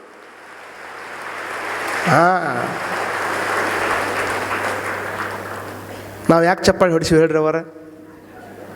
ನಿಮ್ಮ ಮನ್ಯಾಗ ಯಾರ ಮದುವೆ ಆದ್ರೆ ಅಜ್ಜರು ಹೇಳತ್ತಾರ ನಮಗೆ, ನಾವು ಬರ್ತೀವಿ ನಿಮ್ಮ ಮನೆಗೆ. ಅದಕ್ಕೆ ಇಷ್ಟ ತಿಳ್ಕೊಬೇಕಮ್ಮ, ನಮಗೆ ಎಷ್ಟು ಸಾಧ್ಯ ಐತಿ ಅಷ್ಟು ಹಂಚಿಕೊಂಡು ನಾವೆಲ್ಲ ಕೆಲಸ ಮಾಡುವಂಥ ಪ್ರಯತ್ನವನ್ನು ಮಾಡೋಣ. ಬಸವಾದಿ ಶಿವಶರಣರು ಕಲಿಸಿದ್ದನ್ನು ಕೂಡಿರ್ತಕ್ಕಂಥದ್ದಲ್ಲಪ್ಪ. ನಿಜವಾದ ಕಳ್ಳ ಯಾರು ಅಂದರೆ ನಮ್ಮ ಮನೆಗೆ ಬಂದು ಕದ್ಕೊಂಡು ಹೋಗುವಂಥವ್ ಕಳ್ಳ ಅಲ್ಲ. ಅವ ಕದ್ಕೊಂಡು ಬರುವಷ್ಟು ಕದ್ಯಾಕೆ ಬರುವಷ್ಟು ಮನ್ಯಾಗ ಸಂಪತ್ತು ನೀ ಗಳಿಸಿಟ್ಟಿದ್ರೆ ಮೊದಲು ಕಳ್ಳ ಯಾರು? ನೀವಲ್ರಿ ಅವರ. ನೀವು ಎಲ್ಲದಕ್ಕೂ ಒಪ್ಕೊಂತೀರಲ್ರಿ ಅವರ. ನೀವು ಪಟ್ನ ಒಪ್ಕೊಂಡು ಬಿಡ್ತೀರ, ಅದು ದೊಡ್ಡ ಗುಣ ನಿಮ್ಮದು. ಹಾಗಾಗಿ ಅಜ್ಜವ್ರು ಮಾಡಿದ್ದನ್ನು ಸಹಿತ ಈ ನಾಡಿನೊಳಗೆ ಇದನ್ನು ಕಾರಣ ಇಷ್ಟ. ಶಿವಬಸವ ಅಜ್ಜವ್ರ ಜಯಂತಿ ಅನ್ನುವಂಥದ್ದು ಒಂದು ನಿಮಿತ್ತ. ಅವರು ಸಮಾಜಕ್ಕಾಗಿ ದುಡಿದಾರ್ರಿ. ಸಮಾಜಕ್ಕಾಗಿ ದುಡಿದು ಇಷ್ಟೆಲ್ಲ ಮಾಡಿಟ್ಟು ಸಾವಿರಾರು ಹುಡುಗರು ಇವತ್ತು ಈ ಕ್ಯಾಂಪಸ್ನಾಗ ಎಷ್ಟು ಮಂದಿ ಹುಡುಗರು ಓದ್ತಾರೆ ಅಜ್ಜರು ಅಂತ ಕೇಳಿದ್ರೆ 15,000 ಜನ ಈ ಕ್ಯಾಂಪಸ್ಸಿನೊಳಗೆ ಓದ್ತಾರಪ್ಪ ಅಂತಂದರೆ ಅದು ಶಿವಬಸವ ಅಜ್ಜವ್ರ ಕರುಣೆ ಅನ್ನುವಂಥದ್ದನ್ನು ತಿಳ್ಕೊಳ್ಬೇಕು. ಹಾನಗಲ್ಲ ಗುರುಕುಮಾರ ಮಹಾಶಿವಯೋಗಿಗಳು ಈ ನಾಡಿನೊಳಗೆ ಎಷ್ಟು ದೊಡ್ಡ ಕೆಲಸ ಮಾಡಿದರು. ಅವತ್ತಿನ ಕಾಲಕ್ಕೆ ಯಾವುದೇ ಒಂದು ಮಾತನ್ನು ಹಿಡ್ಕೊಂಡು ಅವ್ರು ಹಂಗಿದ್ರು ಇವ್ರು ಹಿಂಗಿದ್ರು ಅಂತ ಹೇಳೋದಲ್ಲ. ಇವತ್ತು ನಿಂತ್ಕೊಂಡು ಹಿಂದಲು ವಿಚಾರ ಮಾಡೋದಲ್ಲ. ಇವತ್ತು ಮಾಡಿರುವಂಥದ್ದು ಇನ್ನು 20 ವರ್ಷ ಬಿಟ್ಟು ವಿಚಾರ ಮಾಡಿದರೆ ನಮ್ಮ ವಿಚಾರನ ತಳಬುಡ ಮ್ಯಾಗಾಗಿರ್ತಾವ. ಈ ಟೈಮ್ ಸಂದಿಗ್ಧ ಪರಿಸ್ಥಿತಿಯನ್ನು ವಿಚಾರ ಮಾಡ್ಕೋಬೇಕಾಗತ್ತೆ ನಾವು. ಈ ಟೈಮ್ದಾಗ ಇಲ್ಲಿ ನಿಂತ್ಕೊಂಡು ಇನ್ನು 20 ವರ್ಷದ ನಿರ್ಣಯ ತಗೋರಿ ಅಂತಂದ್ರೆ ಇವತ್ತು ತೊಗೊಂಡಿರುವಂಥ ನಿರ್ಣಯ ಇನ್ನು 20 ವರ್ಷಕ್ಕೆ ಬೇಡಾಗಿರ್ಬೋದು, ಅವ್ರಿಗೆ ಬೇಕಾಗಿರ್ಬೋದು. ಅದಕ್ಕೆ ಅವತ್ತಿನ ಕಾಲಕ್ಕೆ ಸಮಗ್ರ ಸಮಾಜವನ್ನು ತಲೆಯಾಗಿಟ್ಟುಕೊಂಡು ಹಳ್ಳಿಗೆ ಹೋಗಿ ಪಟ್ಟಣಕ್ಕೆಲ್ಲ ಹೋಗಿ ಒಡೆದು ಹೋಗಿರ್ತಕ್ಕಂಥ ಸಮಾಜವನ್ನು ಛಿದ್ರವಾಗಿರ್ತಕ್ಕಂಥ ಸಮಾಜವನ್ನು ಒಗ್ಗೂಡಿಸುವಂಥ ಒಂದು ದೊಡ್ಡ ಕೈಂಕರ್ಯವನ್ನು ಯಾರು ಮಾಡಿದ್ರು ಅಂದರೆ ಅದು ಹಾನಗಲ್ಲ ಗುರುಕುಮಾರ ಮಹಾಶಿವಯೋಗಿಗಳು ಮಾಡಿದರು ಅನ್ನುವಂಥದ್ದನ್ನು ನಾವು ಅಭಿಮಾನದಿಂದ ಒಪ್ಪಿಕೋಬೇಕಾಗ್ತದೆ. ಅವ್ರು ಮಾಡಿದ್ದನ್ನು ಹೇಳಿದ್ರನ್ನ ಎಷ್ಟೋ ಮಂದಿ ಸಿಟ್ಟು ಬರ್ತೈತೆ ಅಂದ್ರೆ ಮಾಡೋದೇನದ ನೋಡ್ರಿ. ಹಾನಗಲ್ ಅಜ್ಜವ್ರು ಇರಲಿಲ್ಲ ಅಂತಂದ್ರೆ ಶಿವಬಸವ ಅಜ್ಜವ್ರು ಅಂಥವ್ರು ಈ ನಾಡಿನೊಳಗೆ ಬರ್ತಿರಲಿಲ್ಲ. ಶಿವಬಸವ ಅಜ್ಜವ್ರು ಬಂದರು ಅನ್ನುವಂಥ ಕಾರಣಕ್ಕೆ ಎಷ್ಟೋ ಲಕ್ಷ ಜನಗಳ ಬಾಳು ಬಂಗಾರ ಆಯಿತು ಅನ್ನುವಂಥದ್ದನ್ನು ನಾವು ಇವತ್ತು ಕೇಳ್ತೀವಿ. ಅವತ್ತಿನ ಕಾಲಕ್ಕೆ ಪ್ರಸಾದ ನಿಲಯವನ್ನು ಇವತ್ತು ಅನ್ನ ಹಾಕೋರು ಭಾಳ ಮಂದಿ ಅದಾರ. ಏನು ಇಲ್ಲಾರ್ದ್ರ ಟೈಮ್ದೊಳಗೆ ಜೋಳಿಗೆಯನ್ನು ಹಿಡ್ಕೊಂಡು ಹೋಗಿ ಭಿಕ್ಷಾ ಬೇಡ್ಕೊಂಡು ಬಂದು ಮಕ್ಕಳ ಹೊಟ್ಟೆಯನ್ನು ತುಂಬಿಸುವಂಥ ಕೆಲಸವನ್ನು ಶಿವಬಸವ ಅಜ್ಜರು ಮಾಡಿದರು ಅನ್ನುವಂಥ ಕಾರಣಕ್ಕೆ ಇವತ್ತು ರುದ್ರಾಕ್ಷಿ ಮಠದ ಹೆಸರು ನಾಡಿನ ಮೂಲೆ ಒಳಗೂ ಸಹಿತ ಪಸರಿಸೈತೆ ಅನ್ನುವಂಥದ್ದನ್ನು ಈ ಸಂದರ್ಭದೊಳಗೆ ಸಂದರ್ಭದೊಳಗೆ ಹೇಳ್ತಾ ಅದೇ ಪರಂಪರೆಯನ್ನು ಮುಂದಿಟ್ಟುಕೊಂಡು ಹೊಂಟಿರ್ತಕ್ಕಂಥ ಮಹಾಮಠ ಈ ಮಠ. ಅವರು ಅಜ್ಜವರು ಅನೇಕ ಸಂಸ್ಥೆಗಳ ಅಧ್ಯಕ್ಷರಾಗಿದ್ದರು. ಶಿವಯೋಗ ಮಂದಿರ ಸಂಸ್ಥೆಗೆ ಬಹುತೇಕ ಅಜ್ಜವ್ರು ಹೇಳ್ತಾ ಇದ್ರು, ಒಂದು 40 ವರ್ಷಗಳ ಕಾಲ, ಸುದೀರ್ಘ ವರ್ಷಗಳ ಕಾಲ ಶಿವಯೋಗ ಮಂದಿರ ಸಂಸ್ಥೆಯ ಅಧ್ಯಕ್ಷರಾಗಿಯೂ ಸಹಿತ ಕೆಲಸವನ್ನು ಮಾಡಿರ್ತಕ್ಕಂಥವ್ರು. ಇಲ್ಲೇ ಶೇಖ್ ಅವರ ಇದು ಸಂಸ್ಥೆ ಐತಲ್ಲ, ಅದಕ್ಕೂ ಸಹಿತ ಅಜ್ಜವರ ಅಧ್ಯಕ್ಷರಿದ್ದರು ಅನ್ನುವಂಥದ್ದು. ಅನೇಕ ಸಂಸ್ಥೆಗಳಿಗೆ ಅಧ್ಯಕ್ಷರಾಗಿದ್ದುಕೊಂಡು ಮಾರ್ಗದರ್ಶನ ಮಾಡಿ ಅವತ್ತಿನ ಕಾಲದಲ್ಲಿ ನಾವು ಹೆಮ್ಮೆಯಿಂದ ಹೇಳ್ಕೋಬೇಕು. ಇವತ್ತೂ ಸಹಿತ ಯಾವುದಾದ್ರೂ ಒಂದು ಮಠದ ವಿಚಾರಗಳು ಬಂದೈತೆ ಅಂದರೆ ನಾಗನೂರು ಮಠಕ್ಕೂ ಒಂದು ಲೆಟ್ರ್ ಬಂದಿರ್ತೈತೆ. ಯಾಕೆ ಬಂದಿರ್ತೈತೆ ಅಂದ್ರೆ ಶಿವಬಸವ ಅಜ್ಜವ್ರು ಅವತ್ತಿನ ಕಾಲಕ್ಕೆ ಅವ್ರ ಟೈಮ್ದೊಳಗೆ ಯಾವುದೇ ಮಠದ ಸಮಸ್ಯೆ ಇದ್ರೂ ಸಹಿತ ಮೊಟ್ಟ ಮೊದಲು ಹೋಗಿ ನಿಲ್ಲುವಂಥ ಕೆಲಸವನ್ನು ಶಿವಬಸವ ಅಜ್ಜವ್ರು ಮಾಡ್ತಿದ್ರು. ಅವ್ರನ್ನ ಸರಿಪಡಿಸುವಂಥ ಕೆಲಸವನ್ನು ಶಿವಬಸವ ಅಜ್ಜವ್ರು ಮಾಡ್ತಿದ್ರು ಅನ್ನುವಂಥ ಕಾರಣಕ್ಕೆ ಇವತ್ತಿಗೂ ಸಹಿತ ಯಾವುದೇ ಸಮಸ್ಯೆಗಳು ಬಂದು ಅಂದ್ರೂ ಸಹಿತ ಒಂದು ಪತ್ರ ಈ ಮಠಕ್ಕೂ ಬರ್ತದ ಅಂತಂದರೆ ಇವರು ಬಂದು ನಿಂತರೆ, ನಾಗನೂರು ಮಠದ ಅಜ್ಜವ್ರು ಬಂದು ನಿಂತರೆ ಸಮಸ್ಯೆಗಳು ದೂರ ಆಕ್ಕವ ಅನ್ನುವಂಥ ನಂಬಿಕೆ ಮಠಾಧಿಪತಿಗಳ ಹತ್ರ ಐತೆ. ಅಂದರೆ ಇನ್ನು ಭಕ್ತ ವಲಯದಲ್ಲಿ ಎಷ್ಟಿರಬೇಕು ಅನ್ನುವಂಥದ್ದನ್ನು ತಿಳ್ಕೋಬೇಕು. ಅವರ ಶಿಷ್ಯ ಸಂಪತ್ತಾಗಿ ನಾವು ಅದೀವಿ ಅನ್ನೋದನ್ನು ನಮ್ಮ ದೊಡ್ಡ ಧ್ಯೇಯ ಅನ್ನುವಂಥದ್ದನ್ನು ನಾವೆಲ್ಲ ಅರ್ಥ ಮಾಡ್ಕೋಬೇಕನ್ನುವಂಥದ್ದನ್ನು ಈ ಸಂದರ್ಭದೊಳಗೆ ಹೇಳ್ತಾ, ಎಷ್ಟೈತೆ ಅನ್ನುವಂಥದ್ದು ಮುಖ್ಯ ಅಲ್ಲ, ಇರುವಂಥ ಸಂಪತ್ತಿನೊಳಗೆ ನಮಗೂ ಬಳಸಿಕೊಂಡು ಮತ್ತೊಬ್ಬರಿಗೆ ಒಂದಿಷ್ಟು ಬಳಸಿ ಅದನ್ನು ಸಂಪತ್ತಿಗೆ ಗೌರವ ತರುವಂಥ ಪ್ರಯತ್ನವನ್ನು ಮಾಡಬೇಕು ಅನ್ನುವಂಥ ಮಾತನ್ನು ಈ ಸಂದರ್ಭದೊಳಗೆ ಹೇಳ್ತಾ, 9-10 ದಿವಸಗಳ ಕಾಲ ಇಲ್ಲಿ ಬಂದು ನನಗೊಂದು ಅವಕಾಶವನ್ನು, ನಾವೆಲ್ಲ ಹಳ್ಳ್ಯಾಗ ಪ್ರವಚನ ಮಾಡ್ಕೊತಿದ್ದವರು, ತಮಗೆ ಎಷ್ಟು ಮಂದಿಗೆ ತಿಳಿದೈತೋ ಬಿಟ್ಟೈತೋ ಗೊತ್ತಿಲ್ಲ, ಆದ್ರೆ ಭಾಳ ಮಂದಿ ಯಾವಾಗಲೂ ಚಲೋ ಆಗೈತ್ರಿ ಅಂತ ಮಕ್ಕಳನ್ನ ಯಾವಾಗಲೂ ತಾಯಿ ಯಾವಾಗಲೂ ಹೊಗಳತ್ತಾಳ.